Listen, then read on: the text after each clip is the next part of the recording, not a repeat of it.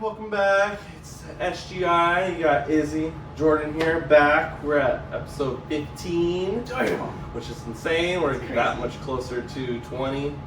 And yeah, the videos have been doing pretty good. The last one that we did, which was 14, decent amount of views. It's still kind of crazy that we got like that 140 views on the. It was like 142 last time, right? On our our podcast before this. I think that was episode 13. No, that was episode 13. Lucky number 13. Yeah, so maybe that was just a thing because it's lucky number 13, and that's the one that got us the most views, which is exciting because. Either way, we're very grateful for it. I know we're very grateful, but we're going to be able to reach up to that same amount, like for this one, because this one's like 25. And it's been like 4 or 5 days, so.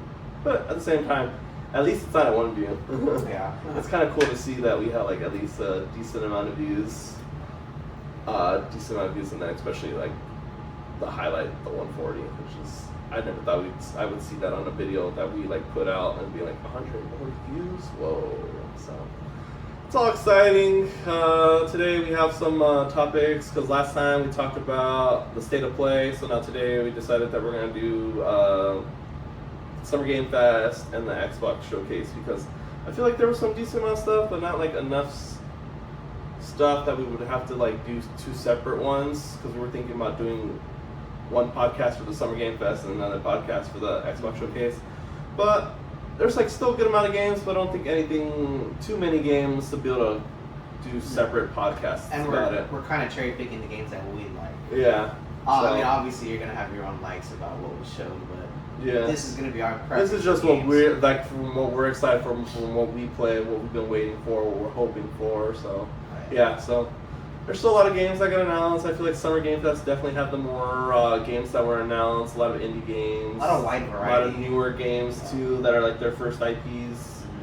And yeah, exciting stuff. Like I said, we were saying, I don't know, it feels like we're living in a weird time period because we're having like I wouldn't say golden age, but like really interesting year for video games and like just movies in general because we have so many good things. Like even He-Man just came out like last week, and that's getting like lots of praise. They said that Jared Leto's like freaking killed it as Skeletor. Finally a movie. I know, it's like finally he's doing something. Guy. Poor guy. But hey, even if like it wasn't hitting the mark like in his previous things, the fact that he's in such like a wide variety of like different types of movies because they're all different like big companies. Like of course you have like the Tron Ares, which is Disney.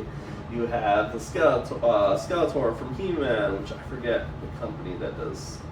He was Morbius. Oh, that Morbius. Yeah. So which is Sony. So yeah, he's had a lot of different roles. Dallas Buyers Club, American Psycho. Have they hit?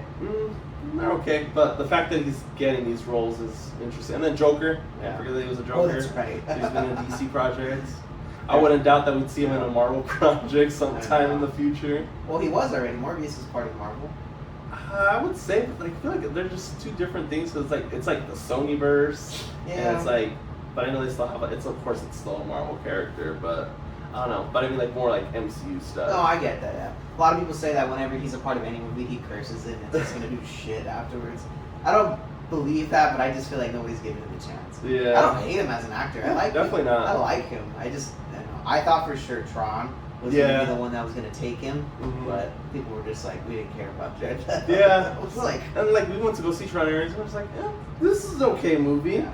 It sucks that because it didn't do so well, we're probably not going to get a sequel. Even though I think the setup for like a sequel looked pretty interesting. I was like, I'm excited to see where this goes, especially with like Evan Peters' character. Oh yeah. And I was like, this is very exciting, but it didn't do too well, so I don't think we're gonna see a sequel. It didn't do too well because Daft Punk was there. And then also maybe because Daft Punk wasn't there because it was Not that I have anything against 9 Inch Nails. Yeah, 'cause it was 9 Inch I Nails. loved the music as part of it, but it just didn't resonate with a lot of people. Yeah.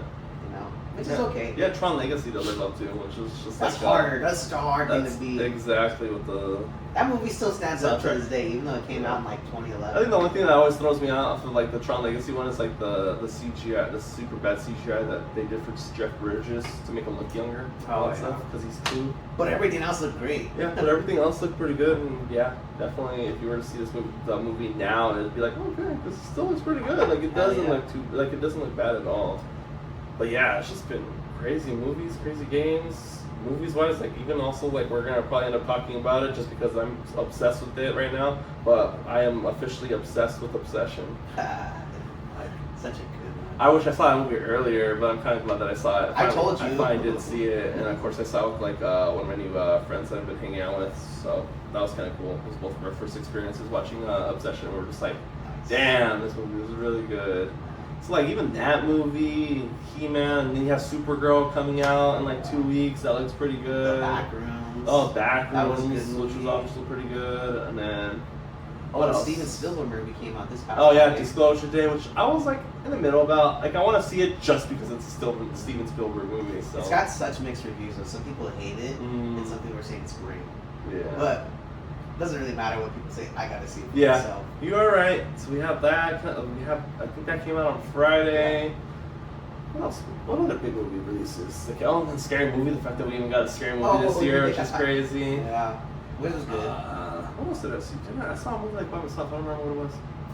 I was like, oh, this is a pretty good movie. I think no. No, because originally I was planning to go see Scary Movie by myself, and then I ended up going to see it with my buddy over here to see it together. So we could see see if it was good or not. What the controversy was all about. Yeah, with the controversy, but overall I feel like it wasn't that it wasn't that bad, honestly. It was fun. It was like funny, but I was kind of hoping it would be a little bit more funnier. I did too. I think people need to stop being sensitive about certain things like that. But honestly, I still enjoyed it. It's like as long as I enjoy the movie, I feel like that's successful. I would say it's a successful movie run. It's I think in the first weekend it made its budget back immensely. So I was like, what else did I see? I feel like I saw a movie by myself, but I can't remember what it was.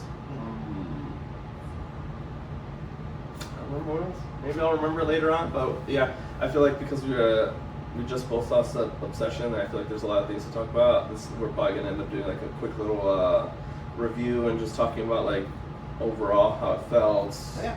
The crazy success that it had. So before we move on to that and we talk about that, let's get into our questions. We always like to start it off with some easygoing questions for today. So what do you have for us today, Jordan? The first question, between all three of the showcases, PlayStation, Xbox, and then Summer Game Fest, which one do you think had like the better kind of outcome? I don't know, because what did you think was going to be good, and then what was really good to you? Yeah, honestly, I feel like the Xbox Showcase and the State of Play were kind of, I don't know, they're kind of like both there at the same time. I feel like the one that was lacking, like you were saying, was the Summer Game Fest one, because there was a couple things that were cool that was announced there, but like Summer Game Fest, the State of Play, and then the Showcase, I don't know. I think those are just like up there, so it's hard to pick from either one because there were some really good things that got announced from the Showcase, and then some things from the State of Play. And I think the State of Play might have a little bit more of a one-upper just because they gave us a full 20-minute gameplay of God of War. Which is insane. I don't think we've ever had that from a company. I know. For a reveal. Usually it's like a teaser, maybe like a quick little 5 minutes of the minutes gameplay. at most. Yeah. So the fact that we got a whole 20 minutes and we got to see like what the direction that they're going for, and yeah, it was definitely. I think it still has a one-up, but like I think what keeps up the showcase too, because for us was for me. No, we'll get into it when we talk about it. But I would say I think they're like State of Play might have just a one-upper just because the God of War trailer that we got. 20 minutes. Yeah. What would you say yours was? I feel like I already know what you're gonna say, but I want to hear. Of course, I will say when I watched State of Play, it was gonna be State of Play through the whole, because I was like, there's really nothing else these other ones can come out with Summer Game Fest or the Xbox One showcase. I was like, I mean, I was excited for the Gears one and the Halo 3, but when I saw the Xbox showcase, I was like blown away by the nostalgia. Kind of like a nostalgia, but still like new at the same time. I'm not gonna lie, watching it kind of brought me back to like how I felt about games in 2012. And I was just like that, that I felt like that young kid again, where I was just like, holy shit, like, you know what, honestly, yeah. These are all the games I grew up with, and the fact that they're all coming back for us to be able to play on modern consoles is and a new story. It wasn't just like they're doing a remake of it. No, yeah. The fact that they're trying to add to the story. That surprised me. I like that. Yeah, that's surprising that they're adding stuff to the Halo combat. Oh yeah, because I heard extra missions. So I'm like, that's cool. It's gonna kind of change the dynamic of the game a little bit. Maybe even change the story. Who knows? I'm not gonna say it won't, but who knows? Maybe those missions will serve some importance to us. We'll get into our thoughts about how we feel like with the new 3 missions, what the direction might be for it. But definitely exciting to see that they're doing a remake, but it's like more than just a remake. Oh yeah, I could appreciate that. It's like what they did with Dead Space. Like they changed the story a little bit, but it still made sense. Like there were certain things they fixed mission wise that just made it kind of more seamless, which I appreciated. But I didn't expect it because I thought it was just going to be an entire reskin. Yeah. Dead Space side remake's really good, especially the extra side stories, those little side missions that you get. And then there's also I didn't do all the side missions because I know there's like the side missions to go find all the different access card keys or something like that, and I guess you might get like something else different if you find all of them. What it does is just gives you extra nodes, and it gives you extra weapon fire part. It gives you extra parts for your weapons for alternative fire modes and upgrading how good they are. I really wish, because of how good that remake was, I really wish we were getting a Dead Space 2 remake, man. Oh, Dead Space! I love Dead Space, but I don't know, something about Dead Space 2 just speaks volumes to me more than Dead Space 1. I think just Dead Space 2. I think 2 and 3. There's something about Dead Space 2 that I'm just like, 2 and 3 just felt more. Like number 1 just felt like a straight up like horror show game. 2 and 3 they were scary, but it just felt a little bit more action packed, like a movie. I think I feel like 2 was doing a good balance of like creepy and like a little bit of action, and then I feel like with Dead Space 3 they just went straight action. Yeah, a lot of it was cinematic in that but it was game. Definitely still cool, because I remember playing a little bit of Dead Space 3. I think the things that they tried doing in that one, I thought they were pretty cool, but it definitely felt like it was a different type of game. Yeah. There's really no other games that were out at that time during that era that were like that game. I mean, the closest game we have to that would be Callisto Protocol, but that's like more recent. Oh, I know, which I still have. I streamed it maybe 4 weeks ago, and I have not finished it yet. But I need to get back into the streaming game and finish these different games, especially the new Tomb Raider also. So because I have all 3 Tomb Raiders. Oh, I got that too. Yeah. On my Steam account, so I'm like. Because that one's just got announced. I don't know I think if I do a live stream for that, it's probably going to be closer to when we actually get the release date for the Tomb Raider, because I think it just says it's coming out next year, but then it gives like an official date, so then we'll probably get back into live streaming and we'll do like a whole marathon of like 1, 2, and 3. Because I only played the first one and I finished the majority of it. I figured because I'm playing it for the first time since it originally came out, I was like, I'll just start from the beginning, because there might be some things that I missed. And I do like the same character model. The same character you play as in those 3 games is a continuous story for this new one, which is the Atlantis one. So definitely gonna be in the works to do a live stream for those. And And then for our second question, between all 3, what was the one game that stood out like the most to you that you're like? Ooh, just for games, so not just the showcase, but just the game in general. Yeah. Or how about like from each showcase, what was the favorite game that you were excited about for each one? Okay. I think for me, I think the state of play, it had to be Lefrain. Great. God of War, you're probably gonna hear a lot about that. I'll have to agree with you on that one. And then I think I like that we got a more I think also too like Townfall, Silent Hill Townfall. Oh hell, I'm excited for it as well. I think those are like the 2 big takeaways, because we got a teaser, and this one we got a little bit more gameplay, a little bit more about the character for Townfall, cool.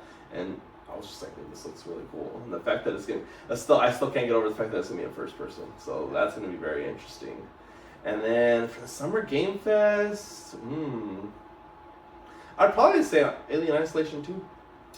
Okay. I think that one, I played the original one. I didn't finish it, but since we're getting a second one now, another live stream coming soon for Alien. Because I think Alien 2 might be coming out this year, but I don't know 100%. I think so, yeah. I don't remember the release date for that one.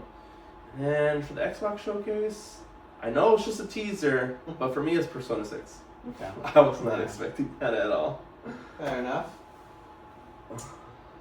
What would you say is like what from each showcase is like your favorite game? And you're like, oh well, time to buy a bunch of games now. Yeah. Well, for sure for State of Play for me, definitely God of War Laufey, and then like you said, Townfall, Silent Hill Townfall. those were probably the two biggest games I was excited. I didn't know about the God of War one. That one surprised me, caught me off guard. That's why I was so excited. That's why I didn't want to say anything. I was just like, you gotta watch the State of Play. I didn't say Yeah. anything. And you were like, oh, okay, I'll watch it. And I was like, I want to hear what he says. Yeah, I was blown away by those 25-minute trailer or whatever it was. I was like, they didn't have to give that to us, but damn, was that sick.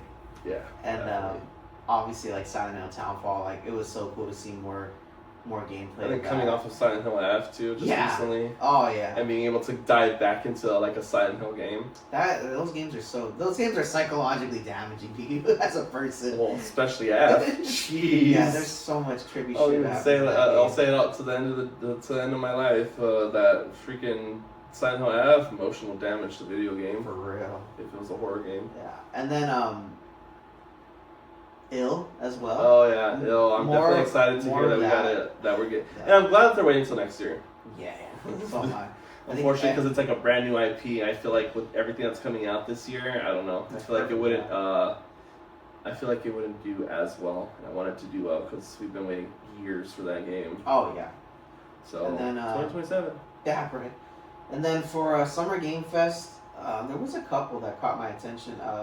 Crossfire, that one looked, that whole sequence of gameplay and the way the game looked, I was like, wow, like this game looks like, that next level of just like graphic. It looks like a movie. What I like now in games is when they use like real life actors as like to do the mocap. Plus do the voice and use their facials for it. I just feel like that. To me, that's way more immersive in a game. It's just all they give us characters and they just give them kind of like a plain Jane generic face. But I like it when we can put actual faces to names of like people who are famous. Yeah. And so I think like, I don't remember her name specifically, but she's hot off of The Boys. So like her popularity is gonna like only increase with this game. Oh yeah, Karen Fukuhara? No. No, that's the girl from Callisto Protocol. Oh yeah, she's one from this is the girl who was from The Boys that pops heads. Oh, I forget her name. Val? Yeah. I think it was Val. No, I don't think so.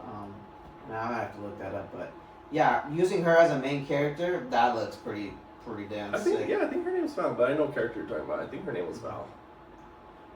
And then I definitely like her character. That was what I liked about season 2. Oh yeah, dude. She killed it for sure.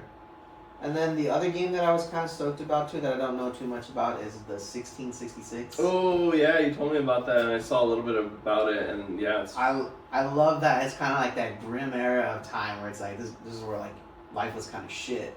Yeah. So I felt like doing a game. I felt like a lot of games this year that are coming out are kind of set in the past. Yeah, a lot of which is kind of nice. I like a little bit of a break of this futuristic stuff. Yeah, I think I like it too because I feel like when you do like a more modern game, I feel like some creativity gets lost because you're trying to like imagine a more modernized type of game with certain like story elements or whatever. So I feel like setting it into like an old time period, I kind of like that because you can I don't know. I feel like there's more stories that you could probably. I feel like the creative juices flow better when it's like an older like time frame because there's so much time before to where we're at now that of history and everything. So being able to see those come to life or just set in those time periods because we were in part of those time periods, of course. Yeah. So being able to kind of get a feel for it in these games is kind of cool. So I always like those old timey ones. I don't think I care for more modern games because it's like this is just. It's a story like every game. Yeah, it's a story that's been told 1,000 times. Yeah, that too. Yeah. And then the last one for the summer Game Fest would be Code Veronica. Oh yeah. That I'm excited for that. That's a game that I've been saying that they need to redo for a long time, and I said when they do it, I will be buying it. Yeah, but we're gonna talk more about all this stuff now. Where this is just pretty much like what we're already excited for. So when you hear us talk about it, we'll be more. You'll know why we're excited about these games. But before we get into those, like I said, I'm obsessed with Obsession, and I wish I saw that movie earlier, because, my God, that movie was phenomenal. Emotional damage. And the fact that he saw it before me is like, I should have saw it before. But, I'm glad I finally got to see it, and the fact that it's still in theaters, it's going to still be in, I don't know how long it's going to be, because they extended the theatrical run because they were going to take it out and put it into digital, and then they were just like, this movie's successful. Let it run. Let's let it run in theatrical release. And I think even when I went to see it, was it last week? It was still pretty packed in that theater. And I was like, wow, because the movie's probably been out for like 3-4 weeks already, maybe even more than that. But yeah, there were still a lot of people seeing this movie. I was like, wow. I mean, the fact that it was just like a standalone movie, like there's no relation to it, it's brand new. Yeah, brand new. I think that's why there's a lot of people going to go see it. I guess you could say brand new universe created by the none other than Curry Barker, which it's so funny to see that because I didn't know who the director was at first, and I was like, why have I heard that name when they said like director or whatever? And then I was like, I went up to TikTok and I saw like some of the skits. I was like, I know that guy. I like that guy. The fact that he's directing this movie. I was just like, wow, and you could definitely see that he was passionate about bringing like the story because they had like a lot of interviews of him talking about what he wanted to do, things that he wanted to do differently, and then also too, I didn't know this, but he actually does. He has a couple on YouTube. He has actually a couple of horror movie shorts that I did not know they have like that I was gonna watch. I think he has one that's called like The Chair. Oh yeah. There's another one called Enigma, and I was like, oh wow, so he already had a little bit of like his toes dipped into that type of directing because he's already done a couple short films, but I didn't know he did that until I went to go research that he's had a couple short films, and yeah, I was not expecting Obsession to be that good, but I have my thoughts, but I want to hear your thoughts because you've only told me about it, but I want to hear like your full thoughts about that movie since you saw it first.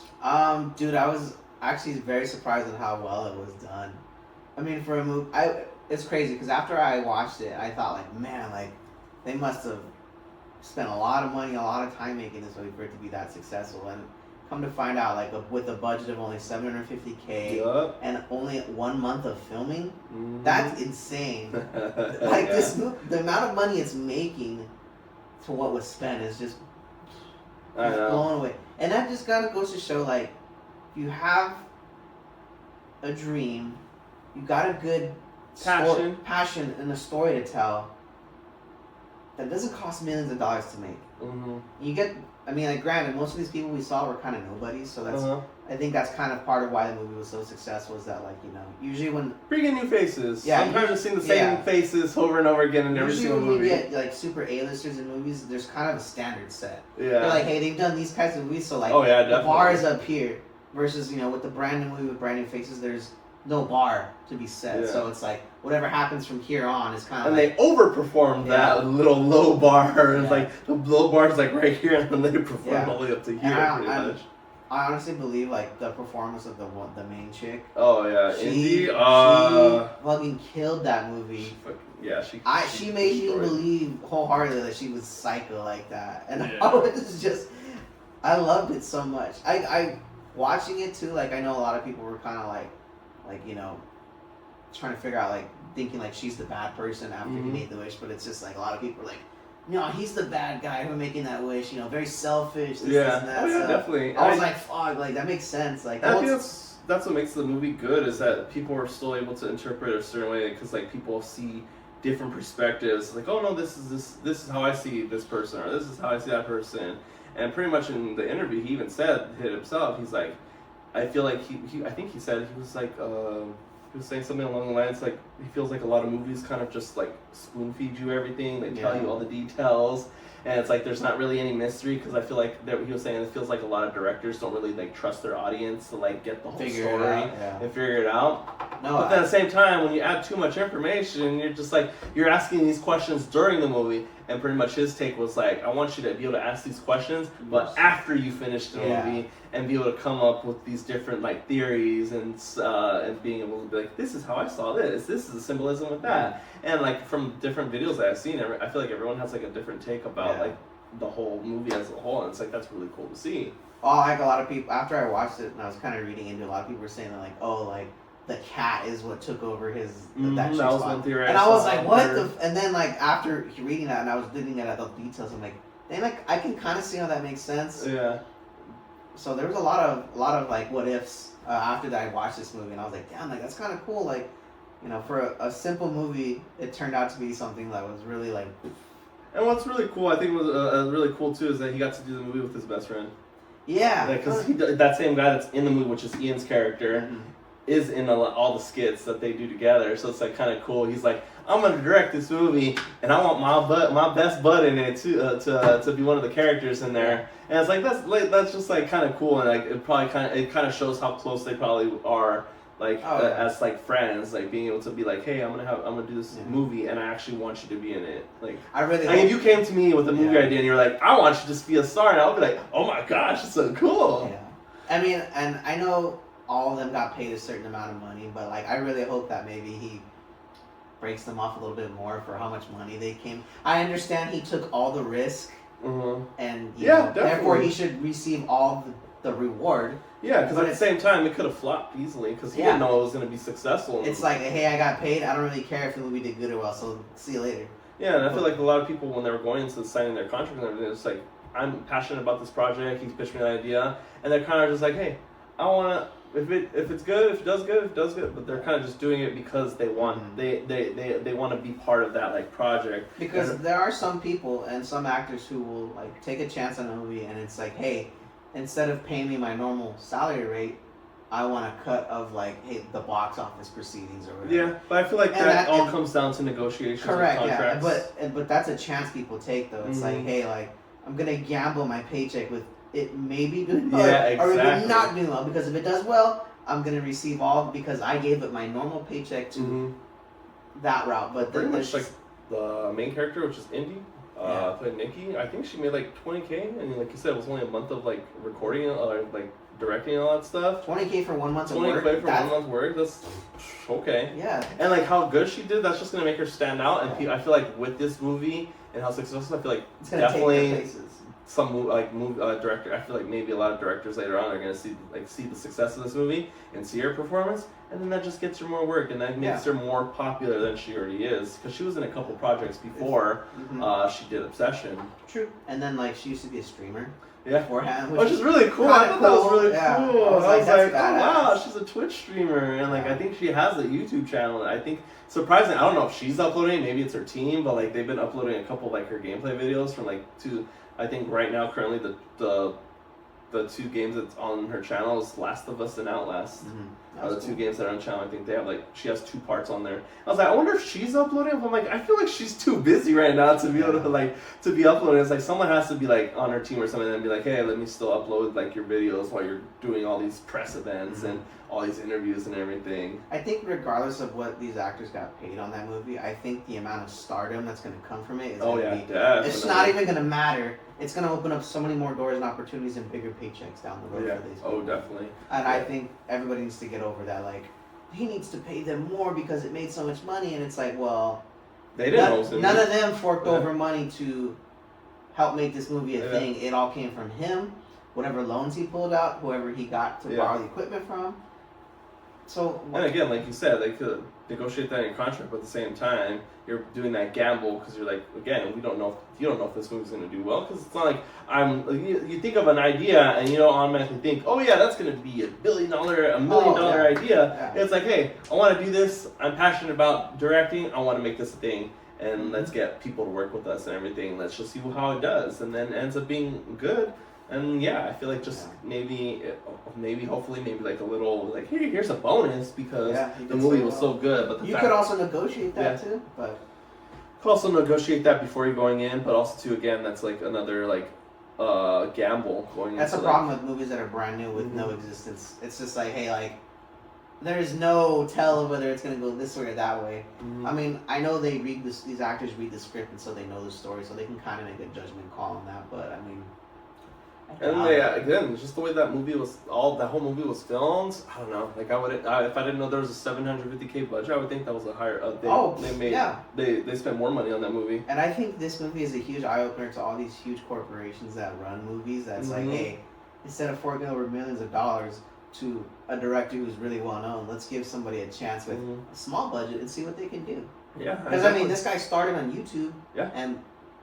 It's crazy. It's kind of seeing the rise, a little bit of the rise of like YouTuber to movie director, because you have like perfect example. Well, not YouTube, but like comic was like I guess the first one I could say is like Jordan Peele. Yeah. He was the one who's like, this guy's just a comedian or whatever because he's No, on Key and Peele. And he's made so And many then he good made movies. Get Out, and that movie is super successful. Mhm. And again, that was something brand new to him. And it's not like anyone knew like the type of movies he was gonna make because again, they just see him as like that comedy person. He's So made the fact, he's made 4 movies. and he's made right? 3 total movies.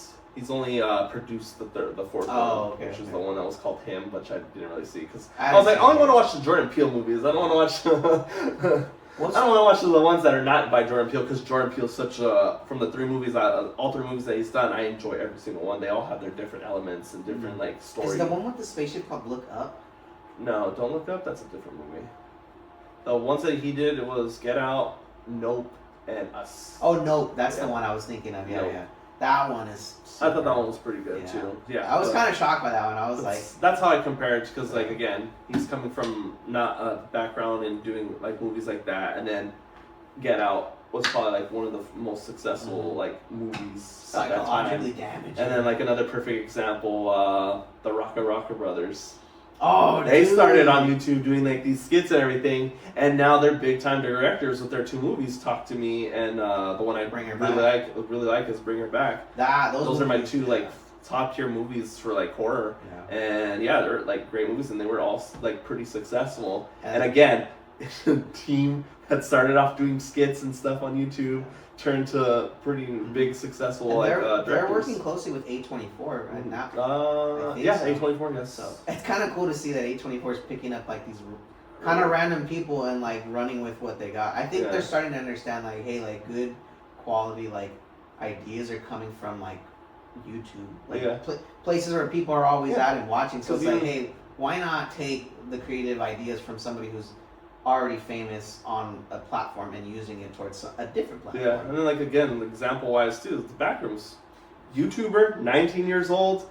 He's the one that originally created the whole Backrooms, and now he's directing at 19. The youngest A24. Yeah, that's and it's just like that's crazy, and just seeing that like. Did you watch it yet? I have not seen Backrooms. Oh. That's the one I have not seen yet, but I Oh, should definitely watch it. But I've heard like mixed things, but I hear mixed things. Like some people think it was really good, and then some people were like, "Yeah, this wasn't really that good." But I was like, at the same time, he's only 19.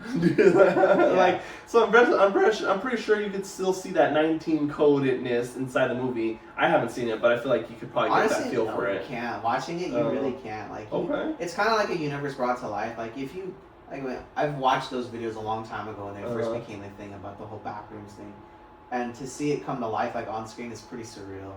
I do like the story they kind of tell in there about it. Just kind of further expands on what you already know.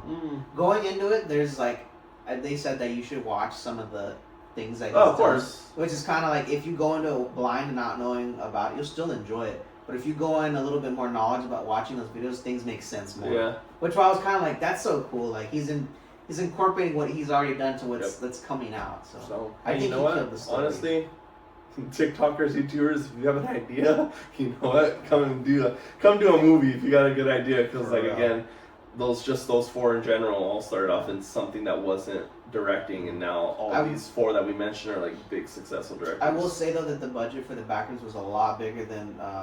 Which is kind of crazy because 19 is able to have a bigger budget. Yeah, with the Obsessed, I know like it was a small budget, but I think for the Backrooms it was a couple $1 million. Oh, okay. Which I was but it makes sense though, just because they built the entire like Backrooms set, so in a huge, backlot somewhere, so it made sense why it was a little bit more expensive. But yeah, I love that movie. There's so much to take away from that movie with the obsession. So much, because like even when I went to go see it, and then I came out of it, we were literally, me and my friend were like just going back and forth talking about like how we see different aspects of the movie, and we were just like still talking about it, and we actually kind of wanted to go see it again. Yeah. And like that's how much I really like this movie. I was like, because usually most movies that I see in the theater, I can only see them like once. I'm like, okay, cool, I'm good. But for some reason, this movie just has me like, I want to go see it again in theaters. Heck yeah.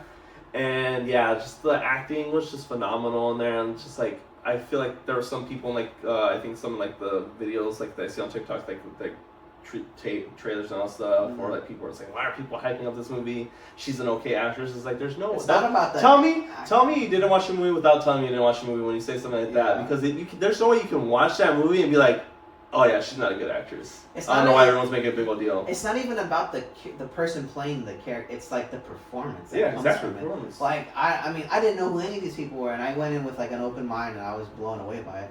I do like though when he calls the one with Willow hotline. Yeah. The person that And answers it's is the the director. director. I'm It's like, the director as well. I and if love you that. call that number, Uh-huh. you get to talk to him. Well, it gives you that same voicemail. Oh, that's so cool. I was like, so when a movie's like that and they go beyond and they actually create something where you can contact it or call it, I'm like, that's cool. A little bit of immersion. That's actually, yeah, but yeah, there's no way you can look at that movie and say that she wasn't doing a good performance because like it's not easy to be able because it was crazy how much she shifted her like whole like emotions in just a quick span. Like on She's and off sad, switch, yeah. she's happy, she's angry, she's like depressed or whatever, and then you get to see all that in like a couple seconds, like the shift in that, and it's just like that's not easy to just be able to switch your emotions like that, like that quick on the fly like that. No, I think my favorite scene in that movie is the bar scene.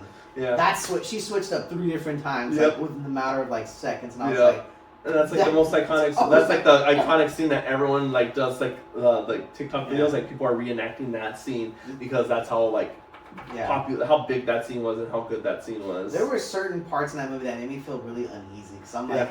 fuck, like that's kind of creepy. Like I would hate to experience that with somebody that I'm dating. And what I like about the movie too, it's not scary for the sake of being scary. It's scary because it gives you that atmosphere. Yeah. It gives you those things to think about, like what she's going through, the things that are happening that she doesn't even know is happening because there's like a switch between her, like the real Nikki and the fake Nikki. Like when she says "kill me" a few times, I was like, "What?" Yeah, the fuck? it's just like it's just yeah, the switch up is just crazy.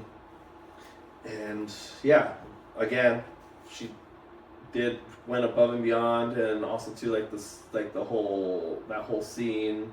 And I actually kind of like redo that scene in my head because I just love that scene. So whenever when someone says no, I'm just like no. Yeah, don't do that. And I love the way that movie ends. Like it's perfect. I think that's a good way to. It's like that was a good way to end. massive It cliffhanger. sucks for her, but it's like, oh wow, that's insane because then it just adds to more to like the story of her, like her. You're just like, oh snap. Massive cliffhanger. It's like, what the fuck? Yeah, what is going on? She's going to jail. She definitely went to jail after With all that money. With all that money she found. And yeah, and then just like the creepy scenes where she's like hanging in the corner, and all you see is like her little eyes glowing or whatever in the corners, and like especially like the scene that people like to do is like the one where she grabs like the flowers and like she runs across the way, and she's like, I got you flowers for you. Like she's creepy, and then she turns into like someone like super sweet. And she's like, oh. It's like, cause she like says about like her cat, like his cat's like, oh, it's like these are for Sadie. Like I'm sorry, what happened? And it's just like, what the hell just happened? She just creepy for a second, and then super sweet at the end where she drops the flowers on the table, and like you could hear her voice shift, and it's just like, wow. Yeah. And then of course like a bear, like at the just like pretty much not being able to like, kind of like a coward pretty much, not being able to like open up and tell her how he feels about her, and she even gives him the opportunity, and he just doesn't say anything. I was like, damn, and then that's when he makes the wish, and it's like he's that much of a coward that he's just like, you know what, I'm just gonna make the wish instead of telling her when she literally gave him the opportunity to tell him, like, you have to tell me if you like me now or I like not. how immediately after he makes that wish, like she's already outside. And Yeah. I'm like, what the fuck? Like that was fast. And like you get to see the shift between her, because she's like, oh, like it's like, oh, she's like all like fake Nikki, and then she's like, what the hell's happening? And you can kind of see like She's fighting. like the fighting happening in just that scene alone, and then he's just like playing off like, ooh, she's not doing too well, and all that stuff, or something's mentally wrong with her. Like he didn't think the wish worked at that point.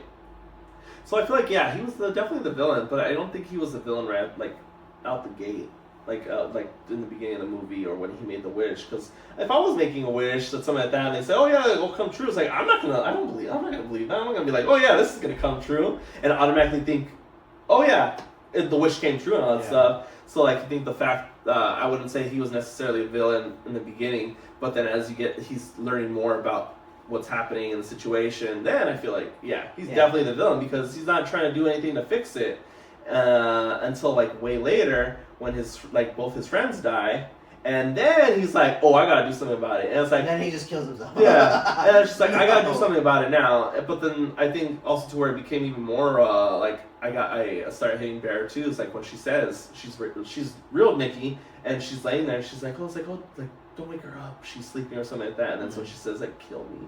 And then like his first thought is like, oh, is it that hard to like me or something like that? And I was like, bro, she's literally telling you to kill her. You like, she is feeling hell in that body at the moment, and your first thought is, oh, you know, that's like, how you feel. I know that's how you feel. You want to die so badly because that's how bad it is to be with me. And I was just like, I want to punch you right now because like, dude, you're a piece of shit. Yeah, like I was like, how are you making this about yourself in this scenario? But at the same time, I understand. It's not like if someone says kill me or stuff, like, and you know that's happening, it's like, it's not like it's easy to do that at the same time. But the fact that wasn't his thought. The first thought was his selfishness and saying like, oh wow, she really doesn't want to be with me, that she wants to die. And I was like, oh man. I was like, I wish I was there right next to you to just punch you and be like, you gotta do something about that, bro.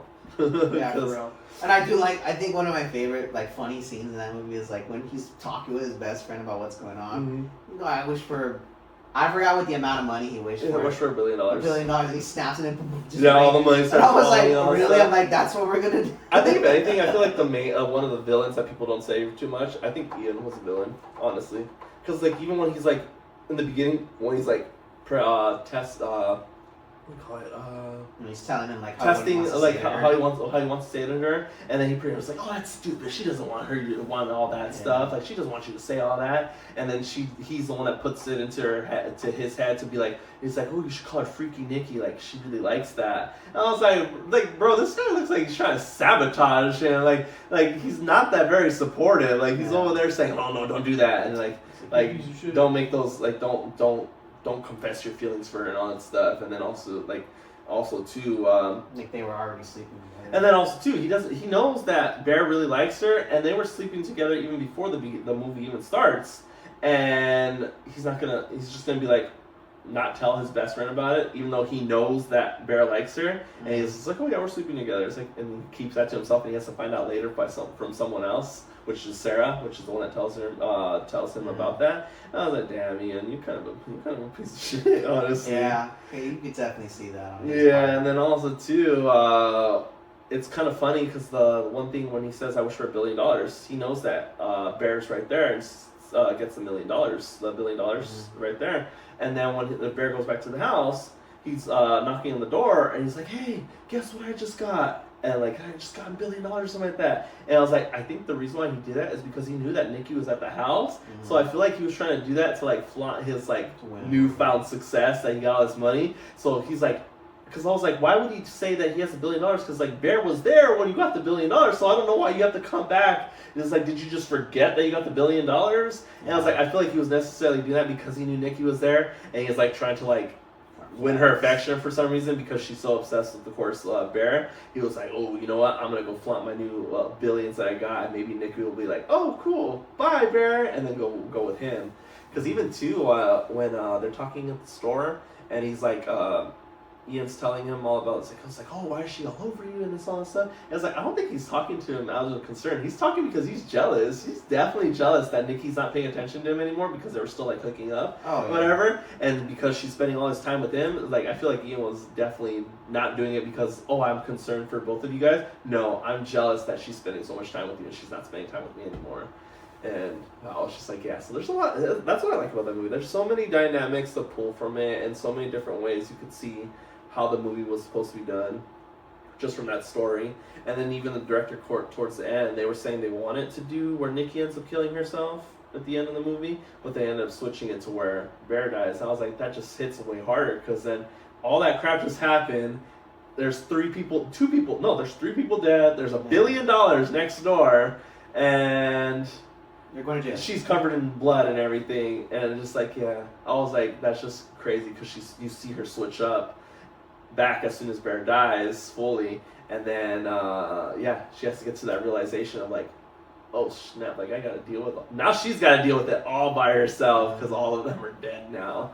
And then even crazy because like even when he finds out how to like fix the wish or whatever, he's like trying to like get Ian to like make a wish, but not to cancel the wish at the beginning. His first thought is, I want you to alter the wish. So like that's where I feel like even more of like he was like the villain, because he's not trying to cancel it first so she could get back her body and all that stuff. He's like, I want to alternate it, because he still likes the idea that she's obsessed with him, even though there's like a little bit of like creepiness, of course, and everything. Like he's not willing to go out of his way to cancel it, and he's just like, I just want to alter it. Maybe just let her be less crazy and let her love me like that. And it's just like, damn. So even to this point, after everything that happened, and you're still not willing to just be like, no, this wish needs to be canceled. It's like, no, right. I want this wish. I want the wish to stay, just new rules.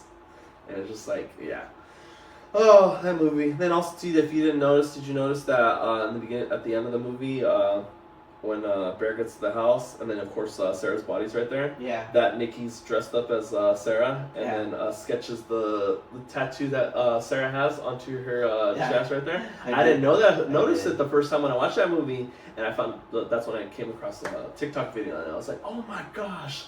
I think about that scene a whole lot different now. She was literally dressed up as Sarah. Psycho. And I was like, wow. And even like what I like about the director too, he even said that he didn't want her to feel like it was a demon that possessed her and stuff. She's like, he just wants it to feel like more natural, because I'm pretty sure there's crazy people that are just like that. Oh yeah. And so he's like, I want it to feel more natural. Like I didn't want it to feel like, oh, it's a demon possessing her. He's like, he wants Which her, is what a lot of people he wants it to feel more like natural and just act the craziest you can act type of thing. So I kind of like that take, because yeah, I feel like it would have been told different if it was like just this like, oh, normal possession type of like scenario and stuff, because it's such a played out like, I guess, thing in most like horror movies. Yeah. So the fact that he wanted to feel more natural was really cool. I think the way she killed her best friend was awesome though.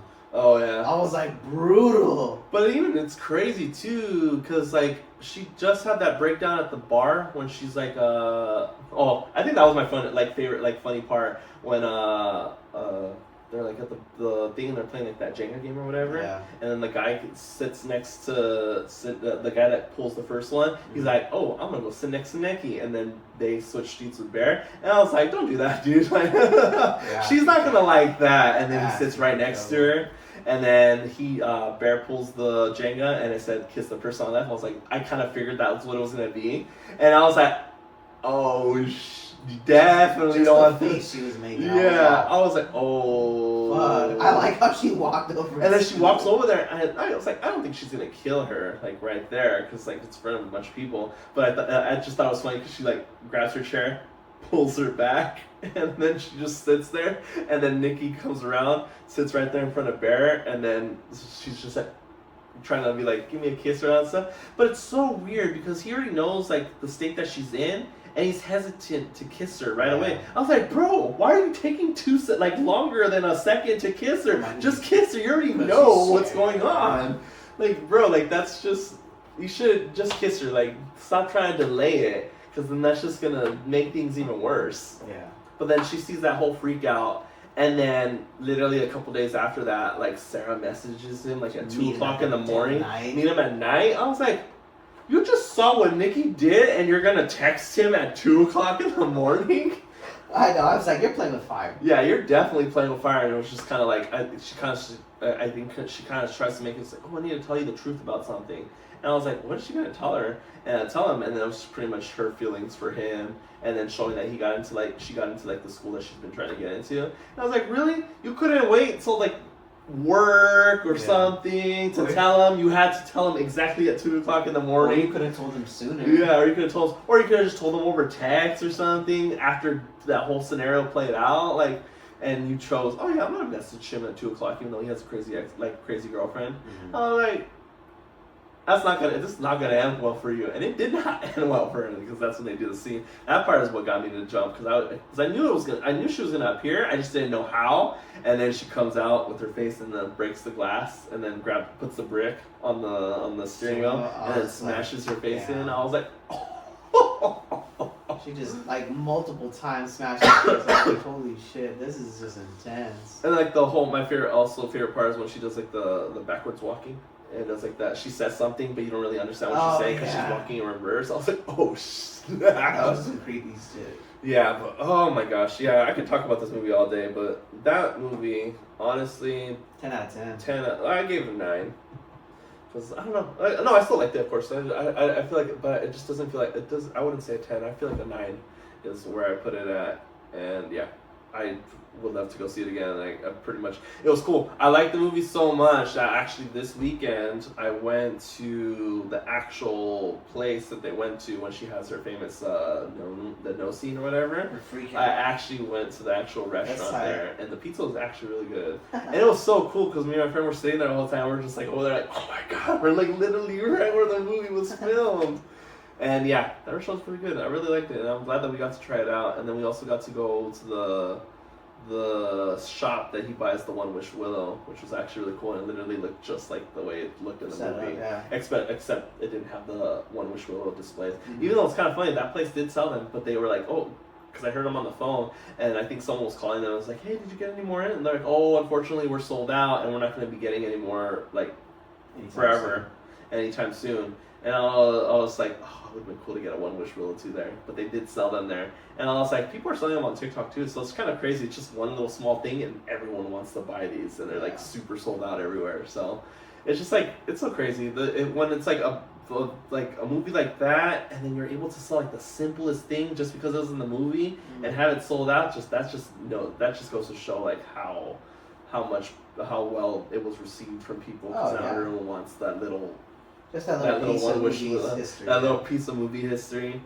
But yeah, I could sit here for hours talking about this movie, but we're not going to do that because we have to get to our showcase. But honestly, can't wait to see it again.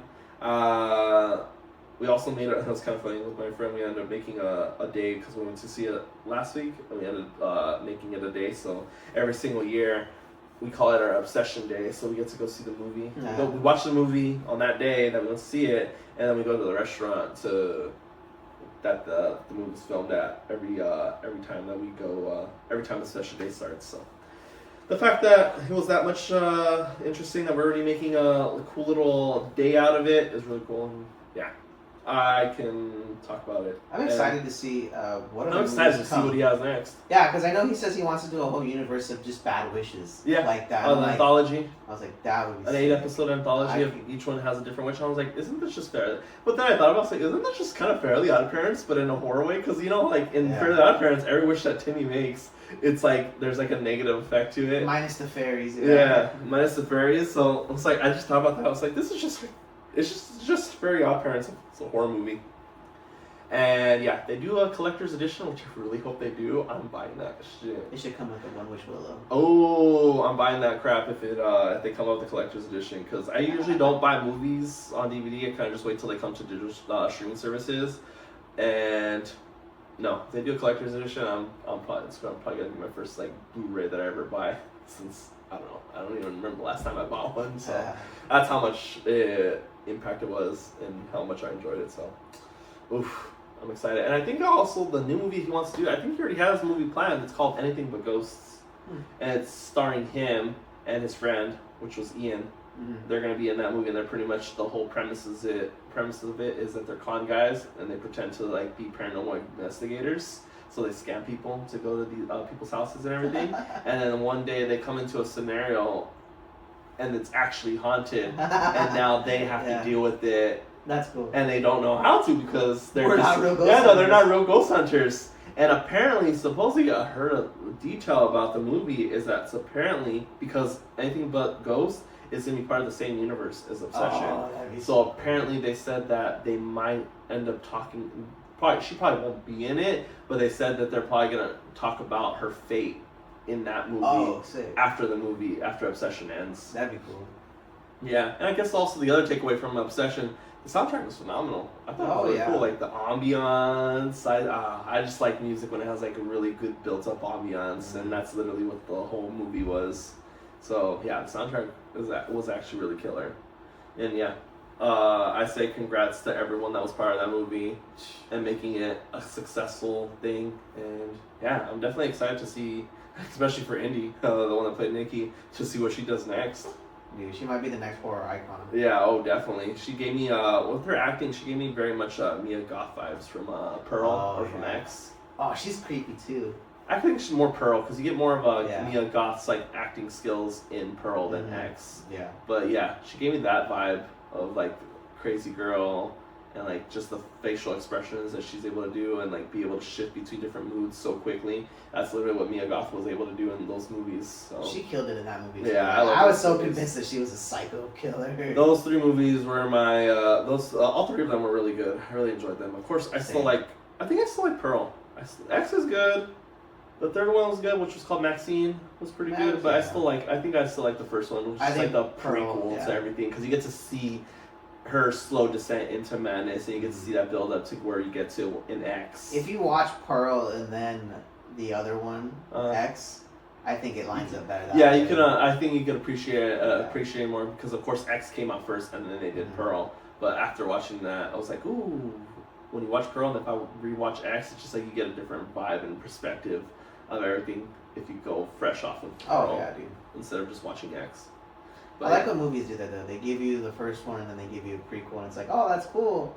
So like, if you're watching it for the first time, you can watch it the opposite way, where it's that one and then that one. Yeah. So you can always appreciate it when somebody takes the time to do it that way. I'm definitely excited, and everyone's funny because I was telling you, she has like her own YouTube channel. She has done a couple playthroughs, and everyone in the comments is like, how many people are hoping that she comes back to like streaming and all that stuff? Everybody. And it's crazy because like she only has like 4 videos, and I think even the one that she just uploaded just recently, well, not her uploaded, but whoever uploaded or whatever, I heard he has like maybe like 18K views for like a playthrough for Last of Us. I was like, damn.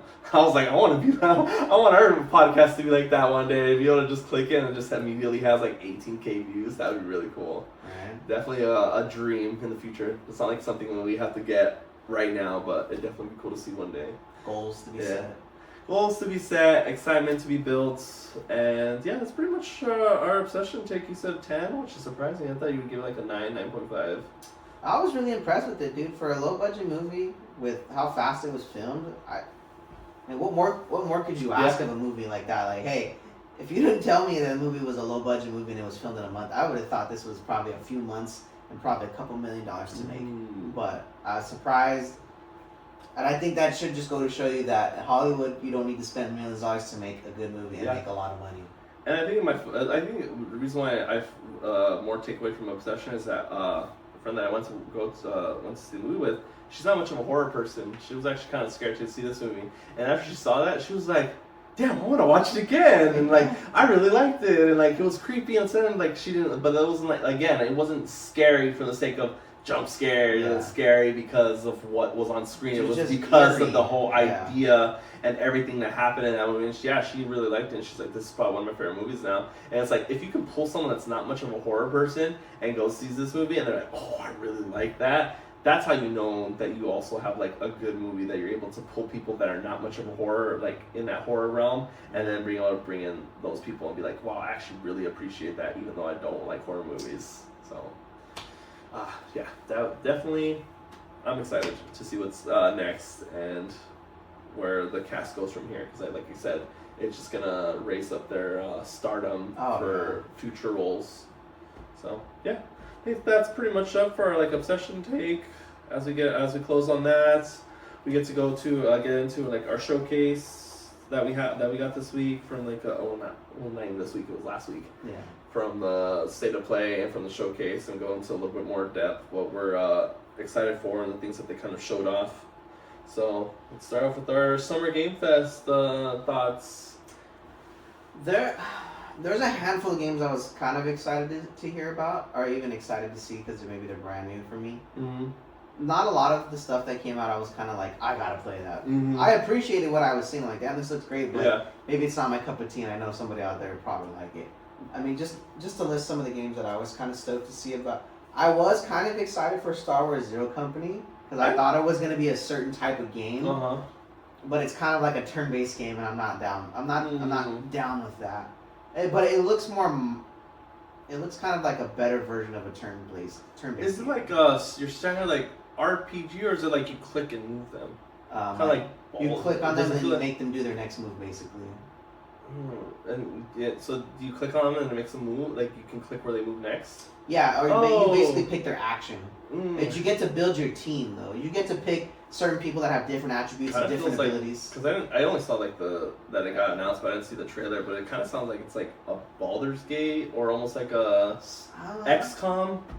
Maybe. I think when you see the trailer, you understand what I'm saying. Yeah. It's not like I get to control like joystick walk down the hall type stuff. It's more of a turn-based mission type thing. Like you have to take out certain things and you have to be precise with your moves.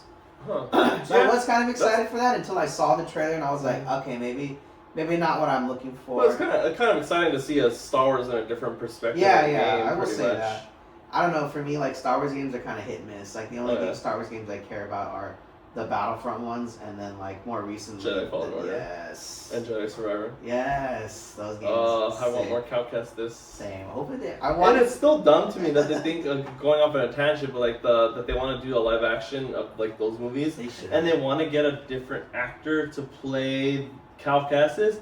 And I was like, the model's literally built around the guy that plays him, which is Cameron Monaghan. And he loves it. It's like, which is Cameron. I always forget how to say his last name, but Cameron that plays Cal Kestis. And I was like, it's literally the model's based off him. He's doing the acting and everything, and you're gonna be like, let's get a different actor to play this character. It's like, no, I want the Cal Kestis as the live action Cal Kestis. I don't think I would like that movie at all if they got a different actor for that. Yeah, movie. like why would you? The fans like who this person is, so and he enjoys the role too, like you said. Yeah. So it's like, why would you change something that people already like? He likes it himself. And again, the character model's based on him, so getting a different character just makes no sense. Very stupid. But yeah, those games are great. Still can't get over that I got shocked when I saw Darth Vader for the first time in I wasn't expecting that. Jedi Fallen Order. Because they did say that those games are canon to the movies, so I'm like, that's cool. That makes me feel like a playthrough for a game like that is more important because it's like I gotta pay attention. Because remember when we got to that point where Darth Vader showed up, I was like, yeah, I think I'm gonna leave because he was like I think we talked about this briefly last time. He was terrifying in that little part that you got of him. I wish the movies made him more terrifying like that. Just like his aura when he drops in the room, and I was like, "Oh yeah." I'm like, yeah, they wish they would have made him like that. Yeah, definitely. I was like, this is a video game. How are you doing? How's the video game doing a better Darth Vader than the actual like live actions of Darth Vader? Yeah. I think the only movie that got it right was Rogue One. Rogue One at the end. That's the only movie that got it right. That was so terrifying. That hallway scene was like nightmare fuel. I was like, oh my god. Yeah. Especially when he before you see his whole costume, you see his lightsaber pop up. Like when you hear it, and you know it's coming. You're just like, what? I was like, oh yeah, but yeah, I love Rogue One. It's funny because some people want to downplay Rogue One. I was like, I thought Rogue One was great. It was a good movie. I thought it was great because it literally goes right into A New Hope, which I like about that. I do like that, yeah. That's kind of a cool thing. And then it kind of explains the thing, because you know how, like, I feel like the thing that always was always a funny thing in Star Wars was, like, they have this big old Death Star before even this movie came a thing, and it's like, how do they have, like, the little hole, and they're able to blow up the whole thing? Yeah. Who designed this thing? Like, who designed it? And then when you get Rogue One, they're explaining that's the reason why it's like that. And I was like, okay, I can appreciate that, because I remember when I first saw that movie and saw that scene, I was like, what? They have super advanced technology and they couldn't look into that one little oversight that they saw? Like a small exhaust fan. Yeah, so that's what I like about Rogue One. It explains that why it does it, because it didn't make sense in the original movies. So I like that they brought it into like Rogue One. It's like, this is how it happened. I was like, oh, okay, cool. Yeah. So a little bit more lore to that, yeah. Yeah, but honestly, State of Play. I keep on saying State of Play. Game Fest. It was like I said. I feel like it was the weaker one of the other two. Yeah. There were still a pretty couple like things that got announced. Like, I'm excited for Alien 2. I didn't think we were gonna get an Alien Isolation sequel ever. So, because that game came out a long time ago. I don't even remember when. It's been a while. And it's been a while. So the fact that we're getting a sequel, and I think the same character you play in the first one is coming back in the second one.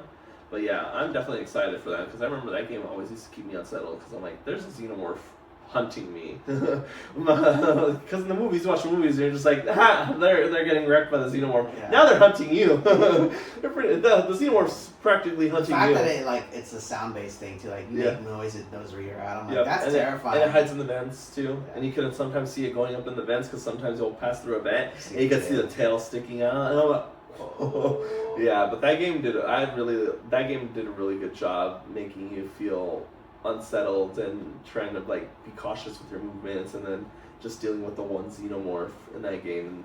It revolved around a lot of stealth, which is like, I feel like that's how an Alien game should have been, or should be. Like, I feel like it's definitely cool to see like Colonial Marines where you get to just shoot up the place and all that stuff. But I like that they also have like that creepy feeling as well with the xenomorphs having to like be by yourself and limited resources and just being able to hide.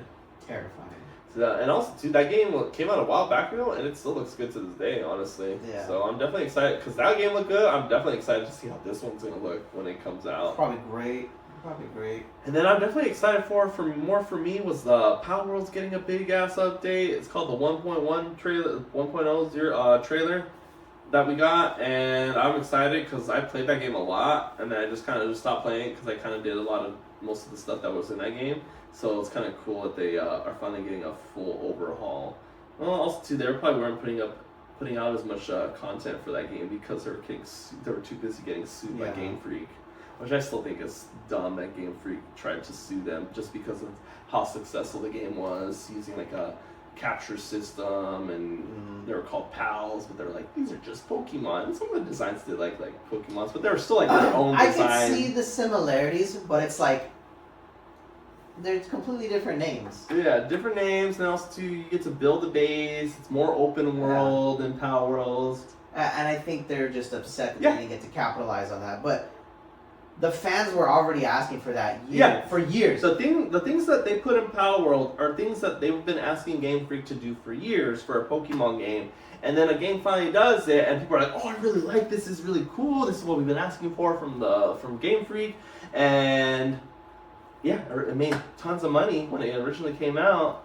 And then, Game Freak was like, oh, we can't let that fly. And then that's when they ended up going to sue them, and I thought that was dumb. And I was like, I really hope that they don't win that lawsuit. I hope they lose it. Because like, to be able to be like that salty about a game being that successful, it's crazy to me. And then the fact that they were trying to patent so that no one can use like a capturing system in their game, it's just like, that sets such a crazy precedent for like future gaming developers.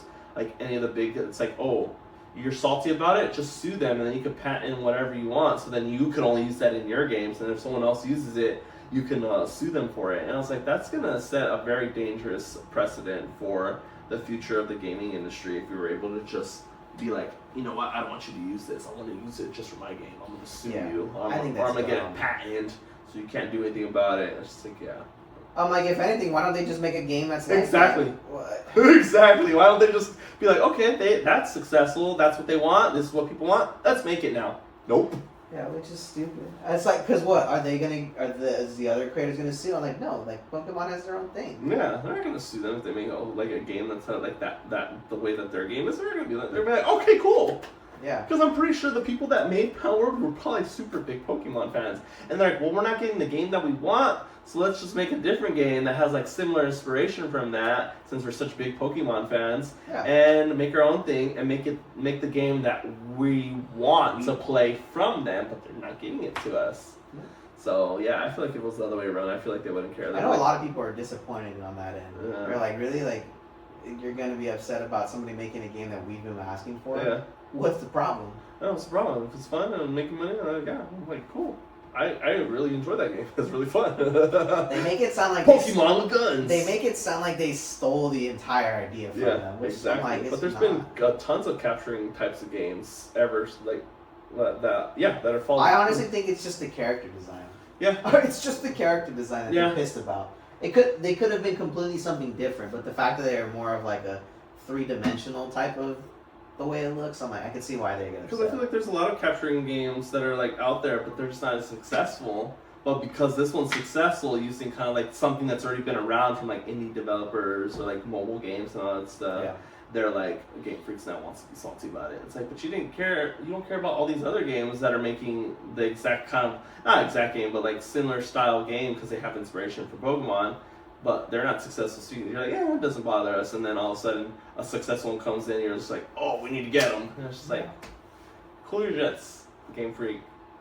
Just make a better game, and then people will come off of Power World and go to your game. It's like, if anything, that's what you would probably want more. You're like, oh, you know what, let's make a game like that, but in the Pokemon IP, and then I'm pretty sure you're going to make tons of money, and then you're going to pull all the people from there. So if you want to be salty about it, then do something about it by making a better game. Yeah, right? I mean, it's the best form of insult, is just make it better. Yeah, make it better. But yeah, what else got? There was a couple other things. A couple other games I was kind of excited for that were announced was the Gundam Rogue Orbit. Like, I haven't played a Gundam game since like PS2 days. So when I saw the trailer for this, I'm like, damn, that looks sick. You're a big Gundam head now, or you've always been a Gundam head. But it seems like it's more now because you have like a couple of figurines now. Oh yeah, and the fact that we're going to be getting a live action. Oh yeah, we're getting a movie and a game. That's cool. I'm psyched for that. I'm definitely Gundam excited. is starting to become a little bit more popular again, which I love. I think my favorite one also too, because I've played a little bit of those Monster Hunter Wilds. They finally announced their expansion called Ascendance, and I haven't played it. I haven't played Monster Hunter Wilds in a while, but I enjoy, of course, Monster Hunter. So the fact that we're getting an expansion is definitely exciting. I'm definitely excited to see what they do, and maybe they'll pull me back to like playing it again, because I did play a lot of it when Wilds came out originally, and then I kind of was like, okay, I feel like I got my feel for it. Got to play a good amount of it. Other things, I'm gonna play other stuff. So now that we're getting a full-on expansion, I'm like, oh yeah, time to hop back in. And I think that's like a cool feeling to be able to be like, hey, this is a game that I enjoyed. I stopped playing it, played other things. Expansion. All right, I'm back. Yeah, like sweet. And you get to see all the new stuff that they added to it. So that's definitely cool that we're getting an expansion finally for Monster Hunter Wilds. Because I think Monster Hunter Wilds barely came out last year. So it's only been a year and we already got an expansion, which is pretty good. Damn, that's pretty cool. Yeah. And also, too, the biggest one for both of us was Code Veronica, which was at this State of Play, I keep on saying State of Play. Summer Game Fest. But yeah, I thought that was really cool. I called it a long time ago that it was going to happen. Coming off of Resident Evil 9, I was just like, I want more Resident Evil or more remakes. Yeah. And they had a rumor about that was what's going to get remade, and then they just confirmed it for us at that Summer Game Fest. I love what they're doing with like the remakes and making them better. Yeah. More playable. Because when they remade like the Silent Hill game, I don't know too, I was just like, dang, I kind of remember how I played in the PS1 days. It was very clunky. Yeah. The camera angles were very like down the hall. Yeah. The here and there, and then it being like a third person game totally changed the vibe. Yeah, definitely, which I think is really cool. Being able to like get people that might not really like the original way it played but want to get into Silent Hill. Yeah. And then that game comes out like, oh, it's third person. I love that. I love that it's an entire reboot and not just a reskin. Oh yeah. That's what I appreciate more, because it's like, dang, they took the time to break it down, rebuild it, redesign everything, give everything a better like facelift. Yeah. So I think if people are gonna remake games, like that's the best way to go. Yeah. And I think Resident Evil franchise is doing a good job of it. I think Silent Hill is probably gonna do a good job of it. I mean, just based off of the second one, I think they said they want to redo the first one. I'm like, please do the first one. Give me the first one and the third one. Those remakes. That trilogy was so good. And so I really hope that they nail it. Even that little trailer, even though we didn't really get to... Oh, we kind of actually did get gameplay. We got a little bit, yeah. But, yeah, even the visuals from that like starting cutscene, I was like, whoa, this looks really good. I love that the line between Blurred of like movie and games is kind of merging better now. And I like seeing Claire again, because of course I haven't seen her since I played Resident Evil... What was it? Resident Evil 1? No, Resident Evil 2, sorry. Resident Evil 2, because of course you play as her in that one, and I played that back in... maybe November, December, around there. When you see that iconic red jacket, so it's kind of cool to see Claire again. And I was like, oh, cool, we get to see her again in another game, or another game, which is her game, and it's more focused on her, which I kind of like about that, because again in Resident Evil 2, it's like a kind of a shift between Leon and Claire. Yeah.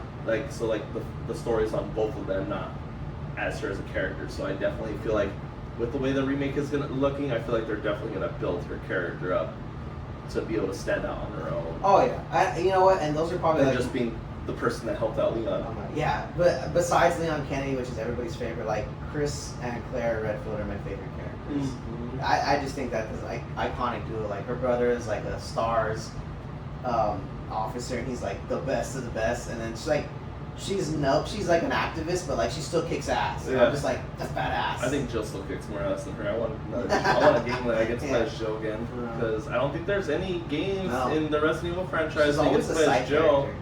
Because you get to see her in Resident Evil 5, but she's a boss character. You don't actually get to play as her. And then I think she's in Revelations, but I was like, that's like an old game. They haven't done a remake of that one. So I was like, I don't know. So I'm like, I definitely would want I don't know, maybe a new Resident Evil game, a brand new one, just to focus on Jill again. Because, like I said, I loved her in 3, and I was like, damn, Jill's a badass. It would be funny, and I'm kind of surprised they haven't done yet, is incorporate a game with the movies. Like, what's the main character's name? Alice. Alice, yeah. I'm honestly surprised they haven't given us a game. That'd be kind of interesting if they did that. And that's what I'm saying. Like, I would love to see, like, a game about her a little bit, being included. Yeah, but at the same time, it's not an original character to Resident Evil. It's an original character to the movies that they just wanted to do their own thing. Which I get. So that would be kind of fun. That would be kind of fun, though. Because she's OP. Yeah. She's OP. That'd be kind of fun, but I don't know if people would buy it just because there's like not a lot of people. Like, people love Resident Evil, but they're like, I don't really care for the movies, like the original movies, even though I love. I'm excited for the new one though. Like, a lot of people are petitioning that Anthony Starr from The Boys, who plays Homelander, play as Wesker. And even he wants to play as Wesker, and I'm like, that's sick. Like, he's perfect for that. He has that narcissistic, like, seriousness that, like, totally fits a Wesker. And aura. Yeah, he's aura farming. Oscar. Oh yeah, what's Oscar? Wesker has some sick aura. I always love it in the games when, like, he's talking and his eyes flash red. I'm like, damn, that fool's evil. Yeah, so, yeah, definitely excited. And the fact that we're getting it in first person, which is very interesting. So, like, the fact that they're remaking it, but they're remaking it to play differently than the original ones is really cool. And I hear that, so you'll be able to switch between both the first person and third person, kind of like what you were able to do in 9, which I kind of like. So, yeah, I think that's really cool to be able to play from both perspectives. It definitely felt like the first person, just from that little scene of the gameplay where she's in first person, kind of gave me like unsettling vibes. So I was like, oh man, it's going to be a great time playing in first person. Right. So that's how I felt when I played Biohazard in first person. I'm like, damn, that's a trip. Yeah, so it's definitely cool to see first person again. And of course, seeing Claire.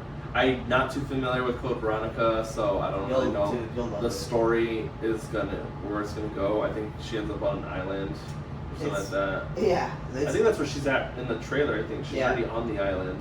No, I think she's getting taken to the island. Oh, okay. And in the original Code Veronica, she's at like an umbrella corporation. She's trying to snag like info, and like while she's doing that, she's like getting gunned down by like umbrella officers. She gets captured. And then they end up taking her to this island, and then that's kind of where shit hits the fan.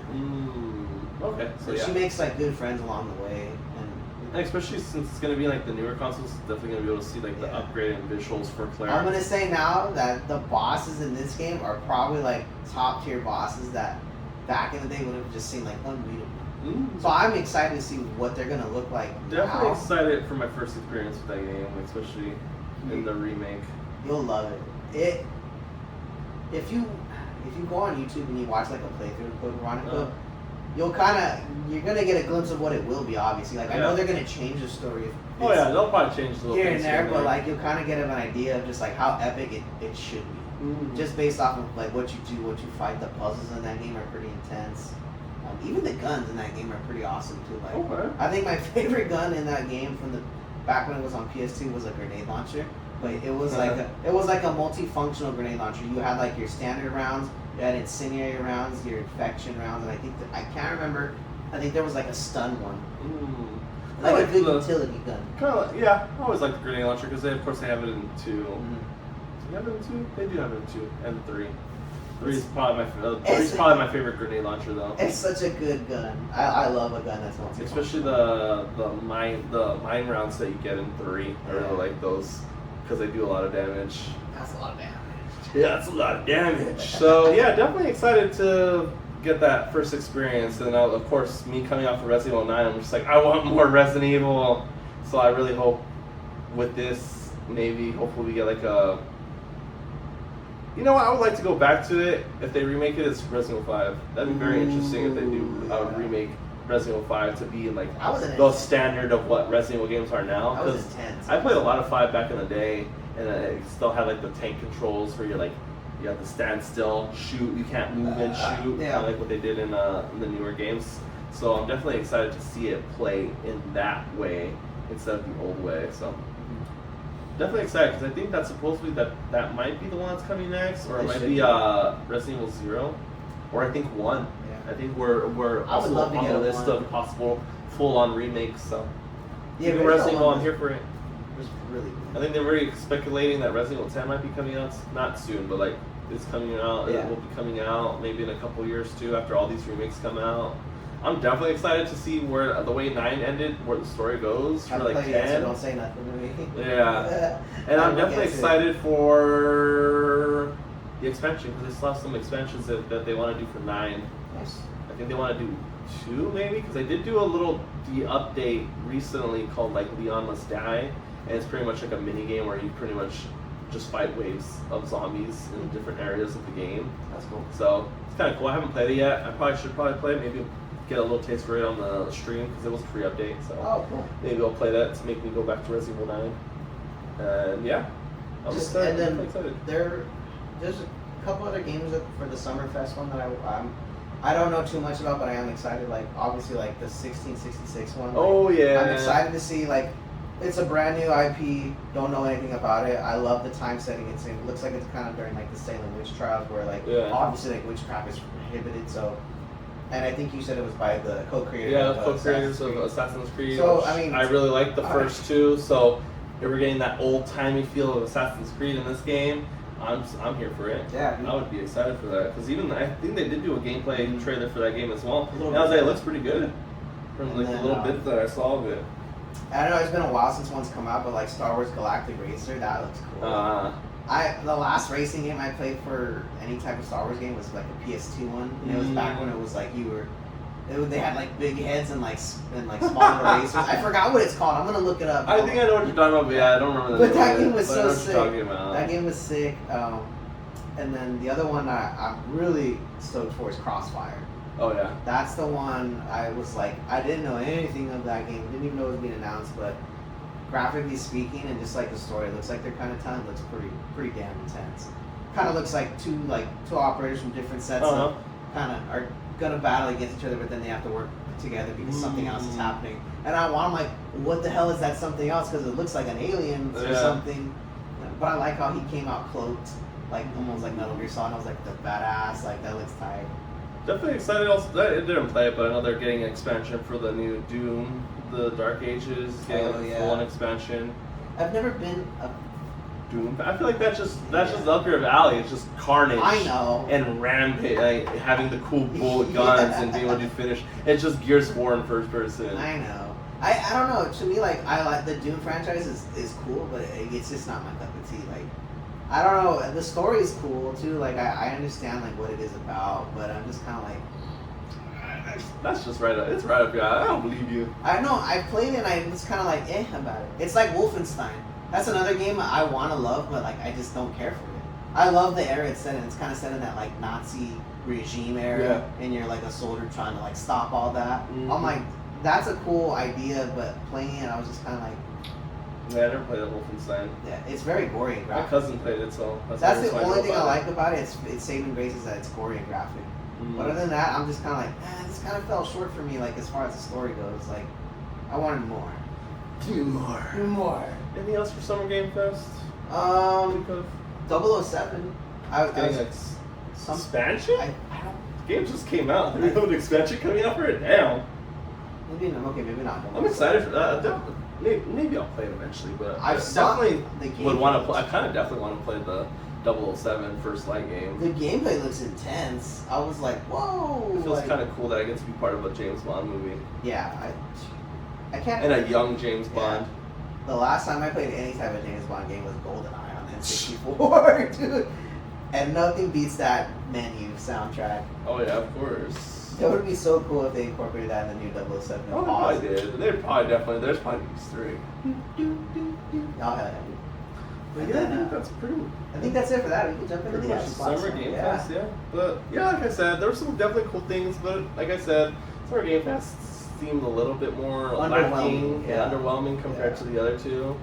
So yeah, let's hop into our Xbox showcase, which I feel like there's a lot more stuff to talk about, and of course, Gears of War E-Day, which we saw. Which is I think that's literally how they started their showcase with that gameplay, with the gameplay trailer. Sick. And yeah, that game actually looks really good. Solid game, dude. That 7-minute trailer was like perfect. Yeah. They brought back the Retro Lancer, so it's kind of cool to see the Retro Lancer. And it's cool too because you're gonna get to see the birth of like the actual Lancer with the chainsaw on it, so that's gonna be sick to see. Yeah, definitely. And then also too because Marcus Phoenix had a hand in building, customizing that. So. And then the gameplay trailer, they also showed off how he got his scar. Yeah, which I thought was cool. It's like, oh hey, so this is how we're starting off. We get to see all these little things. Dude, it hit me in my feelings when I saw Ty again. I was like, oh my god! I'm like, I know, right? We haven't seen him in so long. I was like, damn, that hits hard. 2? Yeah, since 2. Yeah, that's when he ends up shooting himself. Unfortunately. Yeah. Damn. And even like after that happened, everybody was like, dude, like this guy's a beast, and he just couldn't handle it. Yeah. So it was. Well, they've been fighting for a year. And also too, like with everything that happened, the reason why Ty ended up making the decision. They tortured him. Yeah. But it was so cool to see that. I'm like a familiar face. I'm like, damn, like I know him and Ty go way back too. So it's just like that's sick to see. Yeah, and then also too, like this is the build up of how he ends up arrested.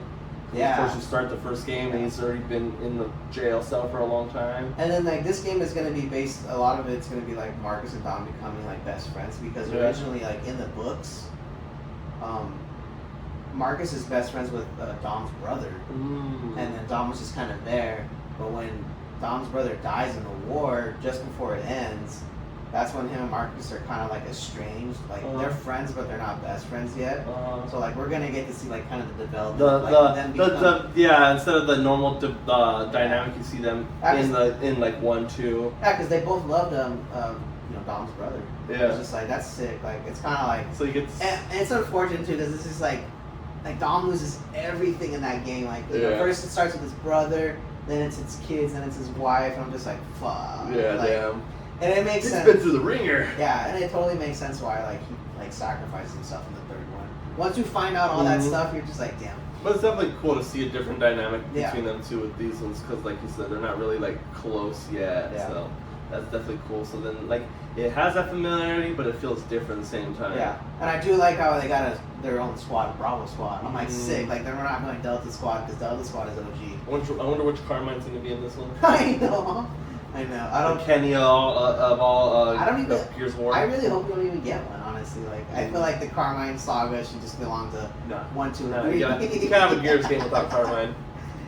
I hope we get to see Hoffman though. Like that's what I really want to see. A younger Hoffman. Yeah. Because even in this one, Marcus is also pretty young in this one. You can definitely tell in his face. He looks like 21. Yeah. So. And yeah, that whole trailer was cool. You get to like vault. It was like vaulting over stuff. Dude, yeah. They kind of changed the way the active reload looks too. In the screen. I did find out though there is a way for it to, if you don't like it in the middle of the screen, you can move it to the top right, like an OG Gears player. I'm like, yeah, like that's sick. Yeah, they did take away, from what I understand, wall bouncing. They said that they're taking away the wall bouncing, but there is a form of wall canceling. It's not gonna be like how 1, 2, and 3 are. Yeah, they're gonna kind of. I was never good at that, but I was hit and miss. I was or I wasn't. But they said there's gonna be something like that, but not overly like the same. So I'm like, okay. Yeah, I did hear about that. I'm glad we're kind of changing things up a little bit. I'm open to it. But the gameplay looks so sick. And it didn't even, because usually like with a prequel game, you can definitely see like the quality sometimes dip on some like prequel games. Like this one definitely looks like pretty good still for a prequel game. Yeah, I mean like their entire thing was like a 30-minute, like a little over 30 minutes. And when they start talking about like what they're doing for the game development, why is the things that they changed. Like I like the fact that we can vault over stuff now. I feel like that's gonna change gameplay. We could slide now through underground. Oh, I saw that. There's gonna be so many crazy kills. You know what? There's no wall bouncing, but you have sliding now. That's sick. That's gonna add so much. I like how like they sliding under the truck. Interesting gunfights Yeah. with the sliding, especially in the multiplayer. That's gonna change the dynamic of like how people fight behind cover. Cause But like definitely watching that trailer, man, it definitely felt like I was in high school again. I was like, yeah, sick. it That's felt exactly so how I cool. felt. Like it felt familiar but new. I felt like I was watching E3 again. Yeah. I It's was like, this is great. Like, amazing. I do like how we're gonna have different forms of cover too. Like they have like a really low level cover you can take now. So like if there's like a small little ledge, like you're almost like prone and you're like versus just kind of like you're crouched over the cover. And I do like how they're adding that. Like I think they were shooting at concrete barricades and you could actually chip away at it. Ooh, so it's like you can hide there, just not for very long. That's cool. And I think that's Obviously gonna with the shields. it's gonna force people to Gears of War. It's gonna force people to not camp so much, which I think is The tight. shotgun shield glitch, the most broken thing in all the Gears of War. Yeah. And they said that this campaign is going to be the longest played campaign ever out of all the Gears time wise. I think they said like over 15 hours. Oh, that's not bad. That's pretty good. I was Actually. like, damn. For action, because I think the campaigns are probably like easily like maybe 8 hours, maybe 9 hours of Like, dang. story. 15 hours, but that's playing it without dying and without Yeah. discovering shit. Like, it's probably going to be somewhere in the ballpark of like 20 hours. Yeah, so I'm glad. And then also too, when they announced E-Day, they kind of announced that they're switching back to Xbox exclusivity. Yeah.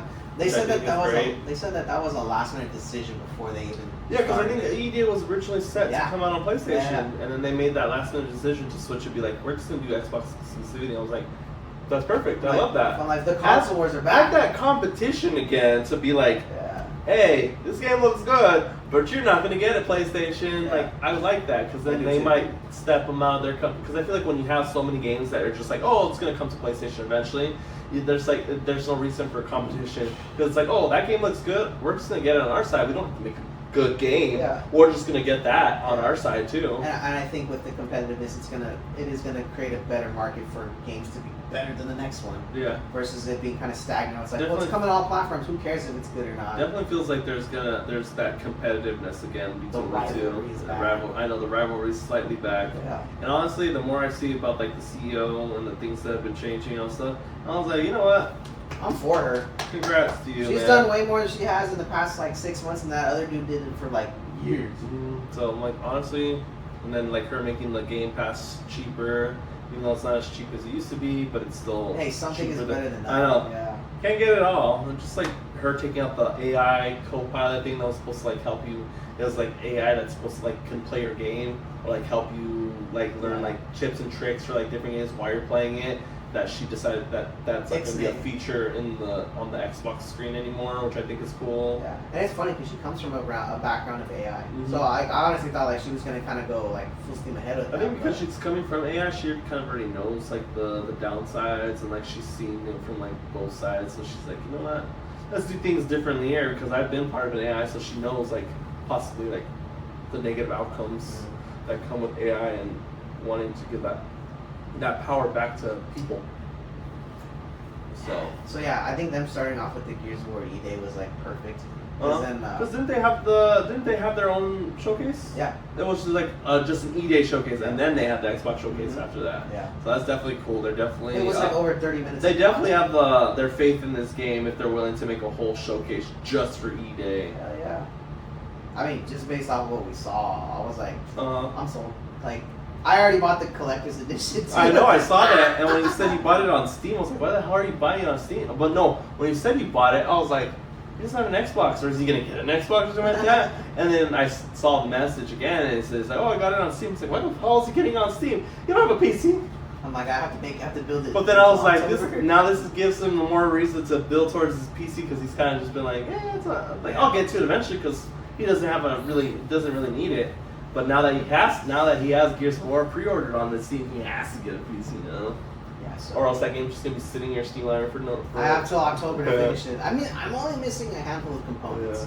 Yeah, I just need to absolutely. pony up and just buy it. But yeah. And then the other one I'm excited for, like, I was kind of mixed reviews on it until I saw like what it is that they're doing, the Halo. Oh yeah, the Halo remake. That Oh. definitely looks more exciting the more I see more stuff about it, and then like and that's the one thing I forgot. It's like we're getting a 4-player campaign for E-Day. Oh. We haven't had that since Gears 3. Yeah, because it was always a two-player campaign for the first two. And for the new Halo, we're also getting a 4-player campaign as well. Nice. This is gonna. I feel like they're kind of going back to that, like, hey, like it's a team thing, like. Oh yeah. Which definitely. I miss so much. Like, I want to be able to play with 4 of my friends, Yeah. even though I don't have 4 friends. Yes, you do. I have 3 friends. I like. Yeah, being able to play with your friends in a campaign for 4 players is great. And the last time I played anything 4 players was Halo 3 campaign and then Gears of War 3 campaign. Yeah.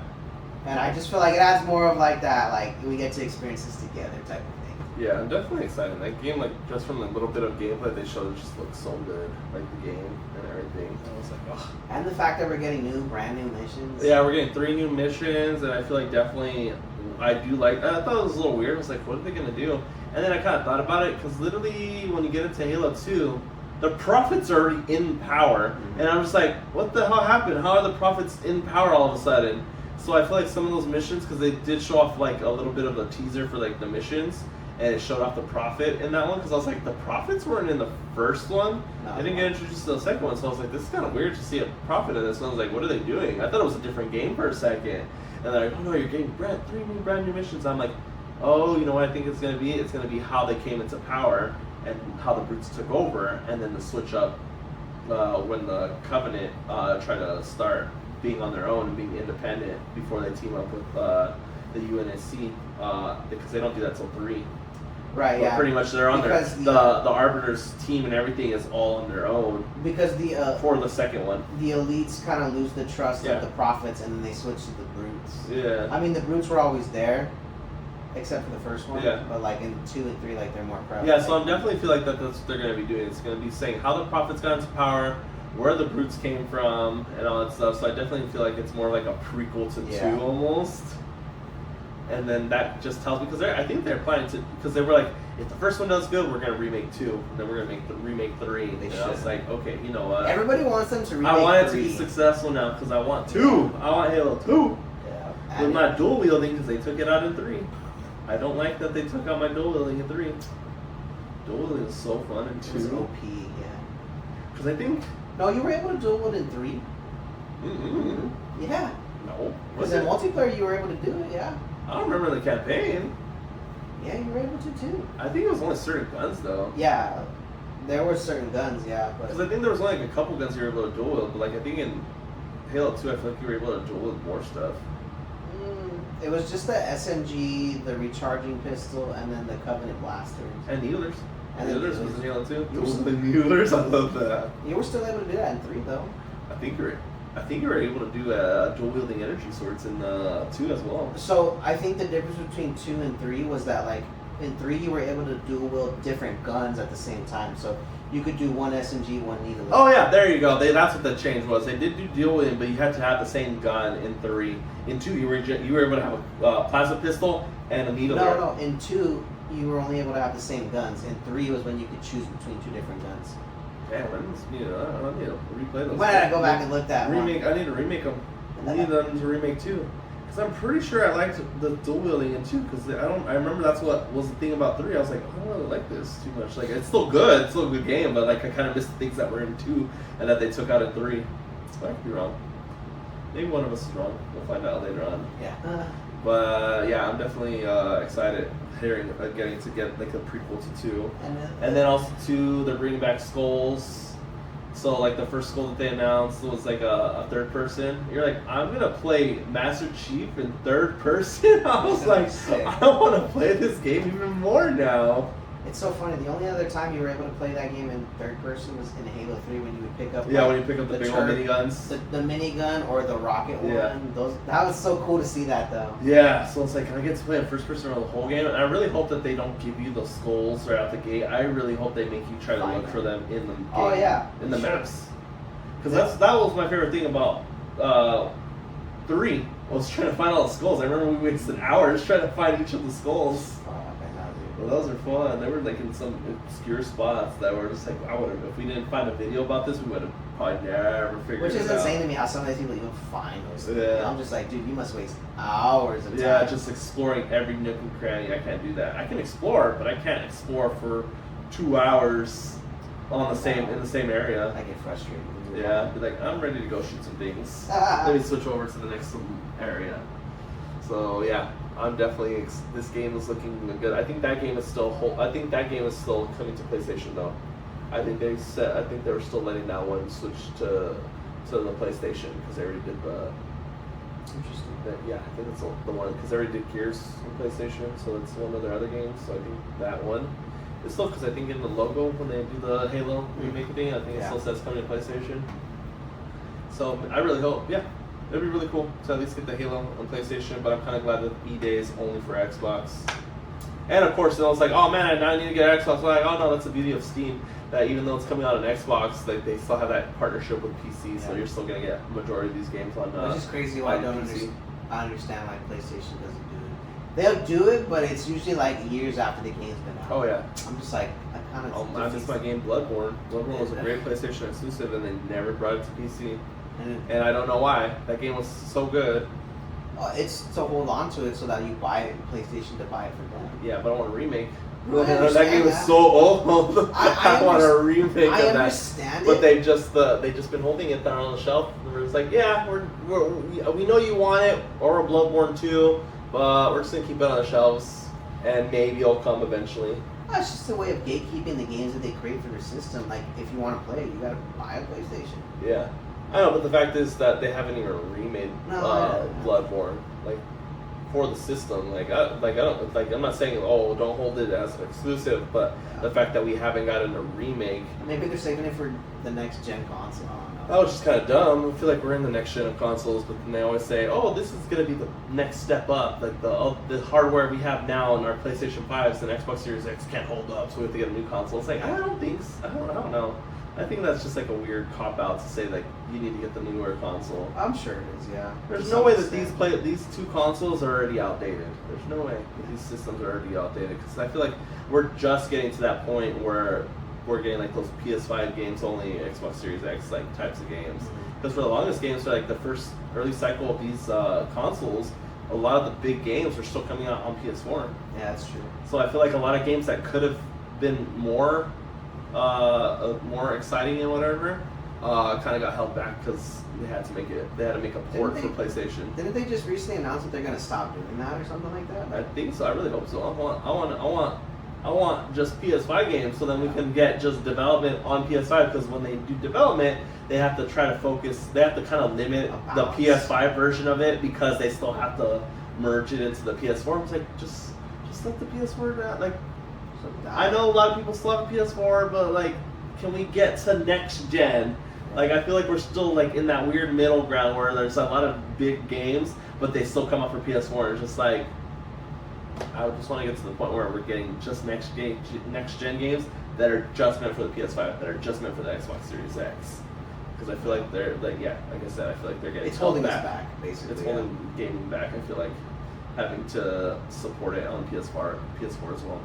Oh, and then the other big news thing was the 25th anniversary Xbox. Oh yeah, I saw that Xbox. Oh my god! So you want to talk about like original cool ideas? Like, that is so bad. I like that they're trying to like make custom like custom like Xboxes, because PlayStation doesn't, doesn't it? That's one thing Xbox gets right, is making cool consoles. Yeah. And I wish that PlayStation made cool consoles too. Like custom consoles, like a big game comes like a God of War, and you got like a God of War style like PS5. I know, like for the PS5, you could change the faceplates to like custom stuff. I want one too. Where they make it just comes like that. I know that, but like I know your like Destiny that's kind of the cop out. Like your Destiny one. Oh, dude, that one was so sick. Like, I miss those customized systems, and I wish Sony that is one thing I wish about the first Destiny PS4 that I got. I wish there was more to it than it just being white, because that's all it was. And I was like, damn, I wish it would have been cool if it made a noise. Or they had some sort of like drawing on it or something. Because after that one, I got the PS4 Pro. I got the God of War edition one, and that one was sick. And it had a custom startup, and it had all the graphics from like the axe. It was like a gray tones with some of the hieroglyphs on it. But sick. Bring back game exclusive consoles that are themed around whatever your big game is. Because the Xbox 25th anniversary looks so cool. It has like so much nostalgia. Like, that looks like the old Xbox. They need to companies need to bring back translucent stuff, like translucent stuff, like controllers, consoles. And I think even the controllers looks. Yeah. It's pretty much like the old the controller that we got in the OG, Xbox era. The OG Duke, the controller. And it's funny, the left bumper and the right bumper are the white and black button that used to be on the controller. I'm like, that's sick. Iconic. Damn, that thing's people are gonna buy it. I'll buy it all. And it sucks that they already said it's limited numbers. I was like, damn it. Yeah. That means somebody's gonna buy it and scalp you. Scalp it and sell it for like $2,000. But I think it was really cool that when she announced that the new CEO, that everybody that was there got one for free. I know. I was like, what? Wow. Did this just turn into an Oprah show? You get an Xbox. That's you get an Xbox. Everybody gets Xboxes. When's the last time you heard a company do that? I know that is. I didn't like, believe it when I heard that she did that, and sure enough that they did. I was like, I'm sure all the people that paid for those passes or tickets to go watch it were like, their money well spent. Money well spent. Oh my gosh, I couldn't believe that actually. Yeah. I was like, man, I wish I was there. Damn. We need to go to one of these events that will someday, maybe in the future. Maybe if our channel pops off, we can maybe next year. We can go one of these cool events and actually experience it. I want to experience it at least just once. Yeah. Like I don't need to go to one every single year, but just to say like, yeah, I was there. Would be really cool. But yeah, that's so cool. The 25th anniversary of Xbox. I'm I'm jealous because I know I won't be able to get a hold of one. Yeah, damn. Everyone just got a free one. And they didn't even announce how much it's gonna be yet. And I'm like, it's probably gonna be like close to $1,000. Probably. And then people are gonna sell it for double or triple what it's worth once they sell out. Oh yeah, because you're getting a custom controller and you're getting the custom console. But do you remember when Sony came out with the PS5 30th anniversary? Mm-hmm. And it looked just like an OG PS1. Like I think it was going for like $1,230. Retail or resale? No, I think that's what it was going for retail. Like retail? I don't. It was some stupid number, but like people were selling it for like double or triple. Oh yeah, of course. And they said that's specific the console, era we live in. That specific console was backwards compatible all the way to PS1, and I was like, wow, like that's kind of shitty that they made it just for like a limited run that you could only be backwards compatible. Because like if you're a PlayStation fanboy, like you should have a collection of games that you haven't been able to play because you've moved on. Not like for me, like every time a new console comes out, I always sell my console and buy the newer one with whatever I sell it for. Yeah. So like I've never really paid full price for a console, since the 360, because I always sell it and use that to buy the next one as a down payment. So yeah, but all I'm saying is, as soon as I find out when I can put a pre-order in by GameStop, I'm gonna go do it. I'll be there right at the morning, right when they open. I'm gonna make a pre-order. Fuck, give me 2 of them. I'll buy 2. Nah, the GameStop employees are gonna be doing all the pre-orders and giving them to themselves. I'm gonna bring my dad then. I don't know this fucking guy. Well, yeah, that's very cool that everyone got a free Xbox. Yeah. And then the only other announcement I kind of cared about, which I thought was kind of cool since we were going Spyro. I was like, what? We haven't had a Spyro game in a while. I was like, give me that. I was like, cool. That's because I think, like you were saying earlier, it was like the Spyro's like I think was a PlayStation Sony game, and the fact that I think the Spyro's only coming out for Xbox is like, damn, they shifted. I wonder if they shifted gears, probably. Yeah. Maybe that was part of the deal. But yeah, I remember Spyro. Spyro was fun back in the day. It was a cool little exploring fun game, good story. Oh, and then Crazy Taxi. That I was like, wow, like. I remember that's my arcade childhood right there. One of the arcades, and they have the Crazy Taxi. It's dying. Sorry we got a little cut off right there, so you're gonna see a little weird cut. But we were just talking about the showcase, and we were talking about Spyro. And how we're excited about that one, just because it's been years since we've had a game, so that's just like childhood memories right there. PS2 days, baby. Yeah, PS2, flying around, a Spyro shooting out fire out of your mouth. Gliding, flying around. That was a good storytelling game, I liked it. Yeah, definitely a fun little game, but did I play a lot of it? No, but it's definitely still a good game. It's definitely a game you beat once and you just don't come back to it. Yeah, I'm just like, I experienced it, I'm good. But like the Crazy Taxi thing coming back, that looks so cool. Oh yeah. I was like, that's an arcade game, but now it's coming to like a console. I know what? Sign me up. Yeah, I'm down. That one's always fun. I always liked the music too. From there. I really felt like Xbox's like whole thing was like a very nostalgic thing. Oh yeah, definitely. Especially with like the translucent console, the games that are like. They knew what they were doing. Yeah, that chick knew what was up. I still can't get it. I'm still jealous of those people who got the the Xbox for free. Yeah. Damn. Wish I would have. You know, all those people are either They're gonna resell it or they're gonna use it. Some of them will reuse it. Oh, yeah, sometimes I definitely feel like a lot of people are gonna use it, of course, but I feel like there's gonna be a lot of people that sell it too. And it's like, you got it for free. I wouldn't sell it. I keep it for myself. Right. But yeah, they got it for free, but they're gonna sell it for like $3,000, something like that, to make up make up the money that they didn't even spend on the console. They're just gonna get free money. I got it exclusively at this Xbox showcase. Because I don't even know how much the tickets would have been. I don't think the tickets would be that expensive to go to one of these events. I could be wrong. I've never looked into it. I'm not sure if it's kind of like a media-based thing only. Like if you're part of media, you can come buy tickets too. But I don't think it's. I don't think it's open to the public. Surprisingly, there was someone I know from social media. I think they went to the event because they were posting like a lot of the different posters and all this stuff. And I was like, did they go to this event? So I was like, huh, interesting. Did they get a free Xbox? So I think normal people can go. It's just the matter of like getting those tickets, because I'm pretty sure those tickets probably sell out pretty quick. 100%. Yeah, being able to be part of like a little bit of that history would be kind of cool. Heck yeah. So, future being at a Summer Game Fest. Well, it's not even Summer Game Fest, because that's all online. Like being part of the Xbox showcase, because they actually had an audience and they were showing the stuff right there, kind of like an E3 pretty much. I like that better. Because I don't like the Summer Game Fest is cool, but it kind of sucks that it's just all online. Did State of Play do it that way too, or is it all online? I don't know actually. I don't know if State of Play. No, I think State of Play might have just done it online as well. I think it's better when you actually hear fan reactions. Oh yeah, I think that's. Really I think that's why I to see how it makes people feel seeing certain big things get announced. I knew State of Play was gonna be better. But like I appreciated and enjoyed the Xbox show. Oh yeah, a lot better. the presentation. Presentation was better. I like when you get to hear the fans react to certain things like that. Just kind of amps up. Like everybody's on the same page with me. Like this is sick. Like I'm excited. Everybody here is excited to experience that. Yeah, so I really hope that we can bring back more. Actually have an audience type of shows instead of just an online, because then it's exciting, but then at the same time just kind of takes away from the whole overall feel of everything. Because again, I feel like it makes me more hyped when I hear like an audience be like getting super excited. Like I like that, and I hope we can bring like that's why I miss E3 so much. Like when you would get all the big heads together and everybody had their own turn to do the showcase, and it's just but now everyone's trying to be like their own thing, because everyone doesn't want to share the platform with a different company that's like their rival. They rather have their own show, so it's just there.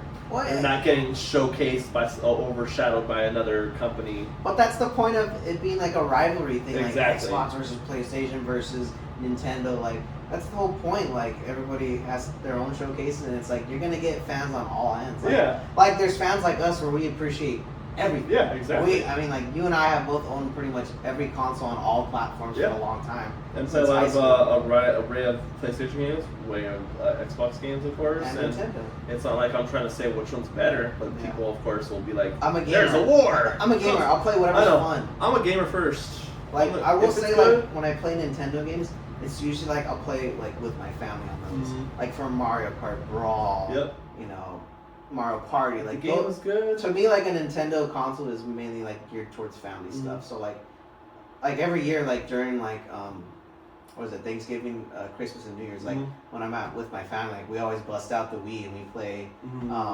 Mario Party. We play Brawl with Mario Kart. You know, like. So like to me, like the Wii is a very. I feel like every single system specializes in their own things, like type of like stuff. Like I always thought, like it was like Nintendo and all that stuff. It's like more family. I think Xbox felt more like friend, and then PlayStation kind of just felt like I feel like sometimes I feel like PlayStation feels more like on your own individually type of thing, like type of experience, more single player type of all that stuff. And I think they definitely. Because whenever I think about like playing with friends and all that stuff, I just think about Xbox usually, like having those friends. Xbox has been kind of quiet for like a while now, though.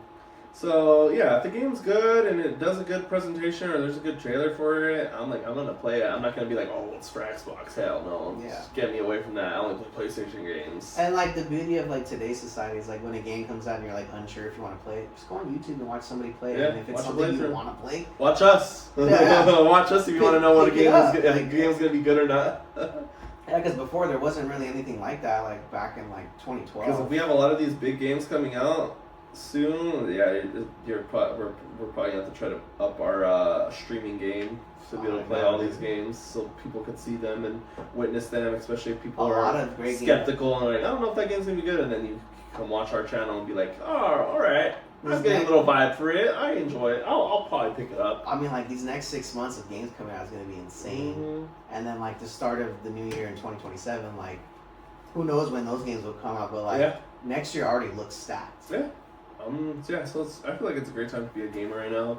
I think my other favorite thing, even though it was only a teaser trailer, so I won't talk too much about it, is Persona 6. Yeah. I didn't think that was going to get announced at all. I know because when we were watching the showcase briefly, and they showed the Persona 4 like revival, which is like the remake or whatever. And I was like, it looks cool, but I was like, I even told him straight up, I was like, talk to me when Persona 6 comes out, because we've been in limbo for the longest of time about Persona 6. They've been just milking the crap out of Persona 5, which Persona 5 is great. But they've done too much things with it. I think it's time for them to be able to just let these characters go and make some new characters that people could fall in love with. And sure enough, I was at the movies waiting to go to the movie, and I was on YouTube just trying to see like anything else that came out that I might have missed. And I saw an announcement, and I was like, is that what I think it is? And it said Persona 6 announcement teaser trailer. I was like, oh my god, did they hear me or something? Because I was I did not think that was going to happen. I didn't think that was going to get announced. And I was just like, wow. I thought about it the day before, didn't even know that it was going to be a thing. And then sure enough, there you go, got announced. And I was like, well, we don't know what's coming out, but at least I know it's there. It exists. Now our boy Joker can rest in peace, and instead of getting milked for every single penny that Joker's worth. But I don't know anything about that game. I'm definitely excited to see what they do with Persona 6 and what characters and stories that they do, because it definitely, from the teaser trailer, it felt like a little bit more dark and sinister, so it's kind of cool. It's giving me that old vibe of Shin Megami Tensei, which is another game that they did that was like an older game, and it very much was more like a creepy, dark, psychological type of thing, and I was like, oh, that's kind of cool, because we don't have a Persona game like that, because a lot of the Persona games, they have that, but it's been mostly like anime-ish type of thing, like nothing too crazy, so this one definitely has a different tone from like 5, and I'm definitely excited to see what we get, or when we get a gameplay trailer, or when it ever comes out. Maybe it won't come out for another 5 years, who knows, but that was probably my other big takeaway, was seeing that get announced, so. Any other things excited for? I think that was pretty much it. No, I think we covered pretty much everything for Xbox. I don't think there was anything else. I mean, I know I'm not a fan of the game, but I know they announced Fable. Oh yeah, I forgot about that. That was Fable. We got to talk about Fable. Holy shit! Like, I haven't heard that name since like way back then. Yeah, because the last one they did was Fable 3. And yeah, that's the only one I actually played. I didn't really play Fable 2 because during that time when Fable 2 came out, my dad was like, no, you can't play that game because you could do all this other, like all this stuff in this game. And so I remember he had it sealed on our shelf for like the longest time. And I was like, I don't think you'll ever notice. It's just been there for like months and months. Like, I'm pretty sure you'll notice if I take it and then go play it or whatever. But I ended up just leaving it there because I think he was gonna give it to someone else because he was like, well, we're not gonna play it. So I was like, but yeah, Fable 2 is probably like the coolest. It has like the coolest artwork. And I wish I got to play it, but I only got to play Fable 3. Oh. Because I was older. I was older enough to be able to play Fable, but Fable 2 I was not allowed to play. Thanks, Dad, if you're ever watching this video, for ruining my Fable 2 experience. Because he does watch this podcast every now and then, so if he gets to hear me shout him out right now, I want to see what his reaction is. He's like, how dare you call me out? Thanks, Mr. I know. How dare you call me out on the podcast? And then like when Nintendo announced about was it Ocarina of Time remake? Oh yeah, that was totally cool. I was like, just to hear the tone, everybody who didn't want to switch now wants to switch too. Oh yeah, I feel like everyone. I was like, if you were trying to pull anybody back into that console, there it is. Yep. And I was like, wow, like that's a total I don't want to switch too now, but we'll see. I know. But yeah, back to like Fable. Fable. It's like a full reboot. It's not like a continuation or anything. So it's like a full on reboot, which is cool. It looks really. The trailer was really cool. I think it was like the girl talking or whatever, and I was like, who is this chick? And I guess she's the villain. And apparently, I didn't even notice it was Haley Atwell from in the Marvel Cinematic Universe, which is She's Agent Carter She's all over the place. or Peggy. Mm-hmm. Yeah, I didn't know that was. I didn't know it was her. And then someone they did a thing. It's like, oh, Haley Atwell's the new villain of of the new Fable game. I was like, I didn't know that was her. It's so cool to see like movie actors part of video games now. Yeah, I definitely. love it. Also, too, my favorite thing was it was cool. I think they did an interview with like Terry Crews, and I think they were asking like what like game have you like want to see turn into a movie or something like that. And I think he said some game that I've been kind of wanting to play. I forget what it's called, but it's like a horror game, and it's like you're stuck on an oil rig, and shit has gone down. You kind of have to hide, and there's like an entity trying to like find you and everything. In deep water, something had to do with some water or something. Yeah. And he said that he was like, a movie I would really love to see an adaptation. And he said that game. I was like, what? Like he didn't say like a game that's like popular or in the mainstream like that. He said a game that was like very much like an indie horror game. And he's like, yeah, I really like the game, the storytelling. And he's like, if they ever do an adaptation, put me in it. And I was like, that's so cool. Like that was really cool because it's like a game that's not like a big popular game, but it was a good game from like the little bits that I've seen in the gameplay I've seen. So the fact that we're getting like a celebrity like that, Terry Crews himself, saying like, I want to see an adaptation of this and I want to be in it. I was like, that's just so cool. And it's definitely cool to see a lot more celebrities like being into like games. Of course, like again back to like Indy from that played Nikki from Session. She's a big gamer. She's played a lot of. She was streaming. She played Call of Duty. She played Apex Legends. Playing Last of Us and Outlast, it's just so cool seeing celebrities that you've seen or you in movies, and then seeing them be a big gamer. So it's great if you go back and look at it. Like during the era of like when the Xbox 360 dropped, and then like we got like Halo 3, Modern Warfare 2. If you go back and look at some of like the showcases, there's actually pictures of a lot of like movie stars that were like super into like games back in the day. Bring that back. Yeah, and I was just like, that's so cool. Like I didn't even know that like those people were into those games at the time. Of course, like Paul Rudd was like in one of the very first like Nintendo like commercials. He's a super gamer, and I think that's tight. Like. And then they remade that whole trailer, and Paul Rudd came back to play did the same trailer kind of, but for like a newer gen, and it was like, oh, it's so cool just seeing that nostalgia.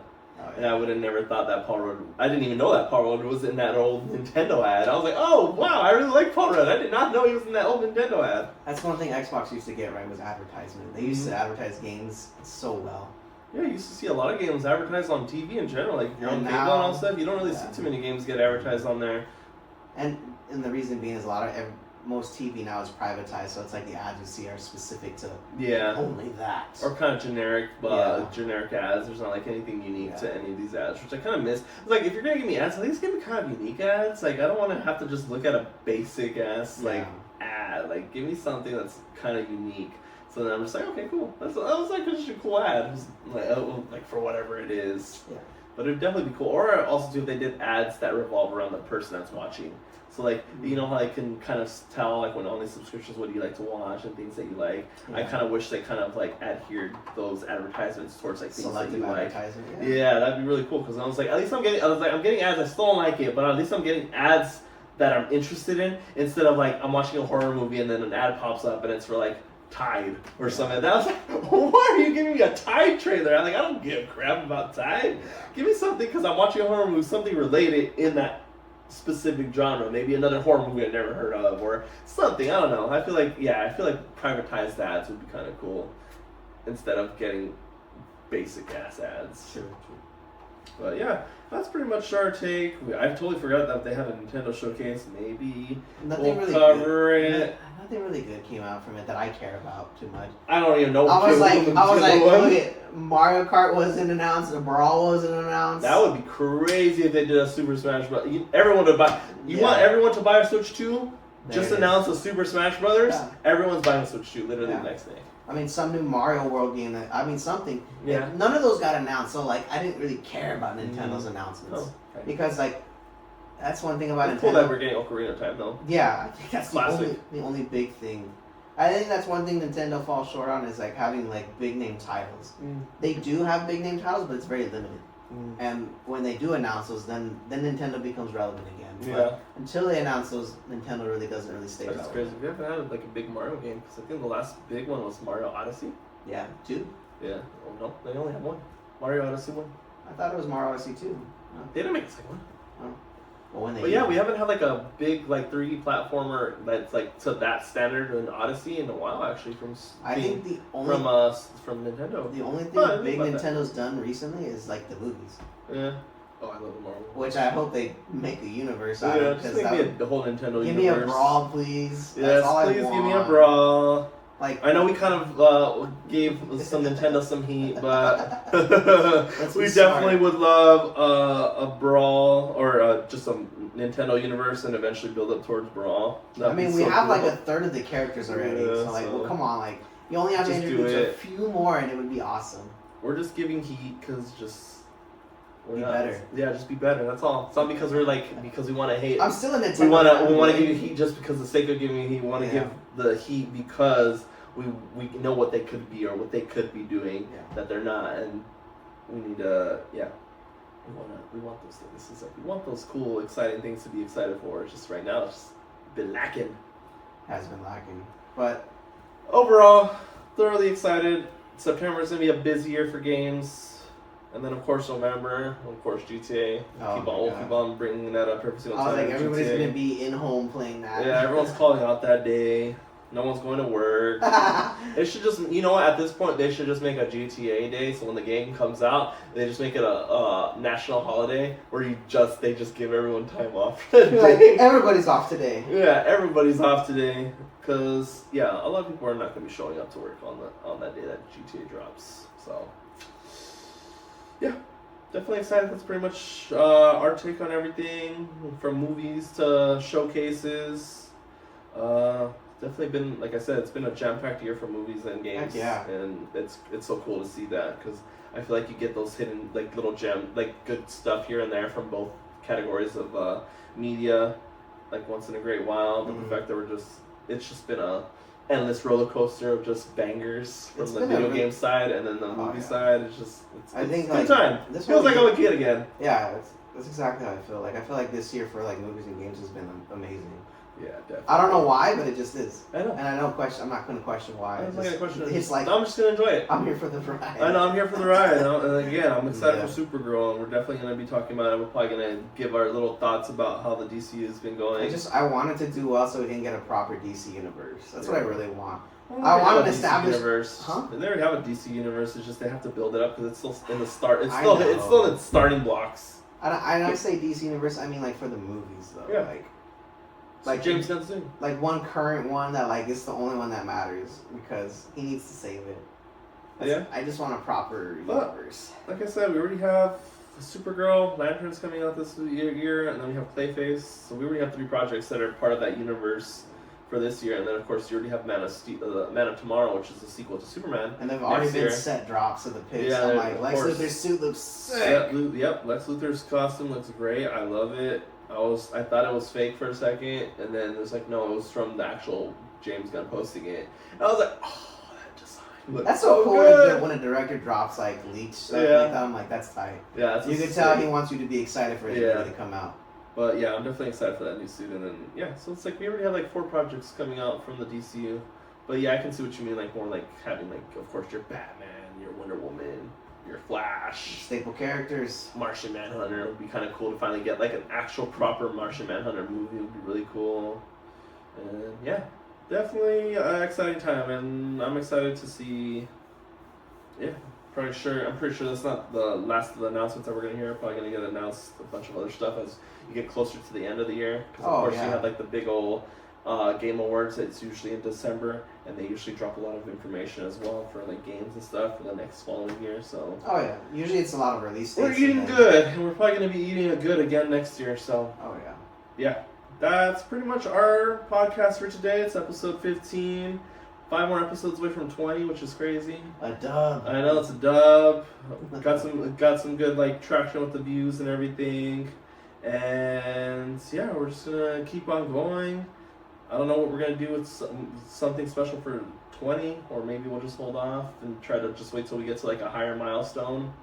Just because again, we don't have that like interaction yet, even though we're like already on episode 20. So I feel like maybe once we get to 50, and there might be a little bit more traction. Because when we get to episode 50, I feel like that's going to be like almost more than a year that we've already been doing this podcast. We've already been doing it for almost 4 months now. Yeah, it's crazy.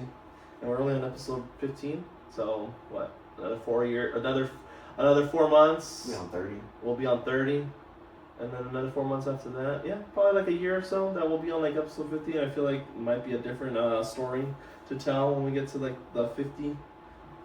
Because we'll end up having 50 videos, which is kind of crazy. That would be crazy because I'm like, I never thought I'd have 50 videos of anything. So the fact that we're doing this podcast and slowly making our way up, it's really cool. So. And again, with everything getting announced, it just makes it more easier to talk about stuff because it's just like there's so much happening and just so much excitement. And it just kind of shows how passionate we are about what we like. Yeah, exactly. And but pretty much our questions usually we'll leave some of our questions for the viewers. Will probably be like the ones like which one like the questions that we answered in the beginning of the podcast was which showcase do you think was the more thriving one out of the three? Did you like the Xbox showcase? Did you feel the same way about the Summer Game Fest? It felt a little lacking. Did you really like the state of play? Like, let us know in the comments. And then what was the other question? And then what game are you excited to play and will you be picking up? Or you're just excited about it, but you're like, I don't know if I'll necessarily pick up, but I'm excited that it's coming. So let us know in the comments which game you're gonna end up picking up out of all these, or not picking up. Games that that have got announced. You're just like, I don't know. I'm still skeptical on some of those games. So. Yeah, let us know. Again, appreciate all the support. It's crazy, like I said. It is crazy. Never thought we would have 15 episodes and then say the thing 50, but we've been enjoying it. It's been a great time.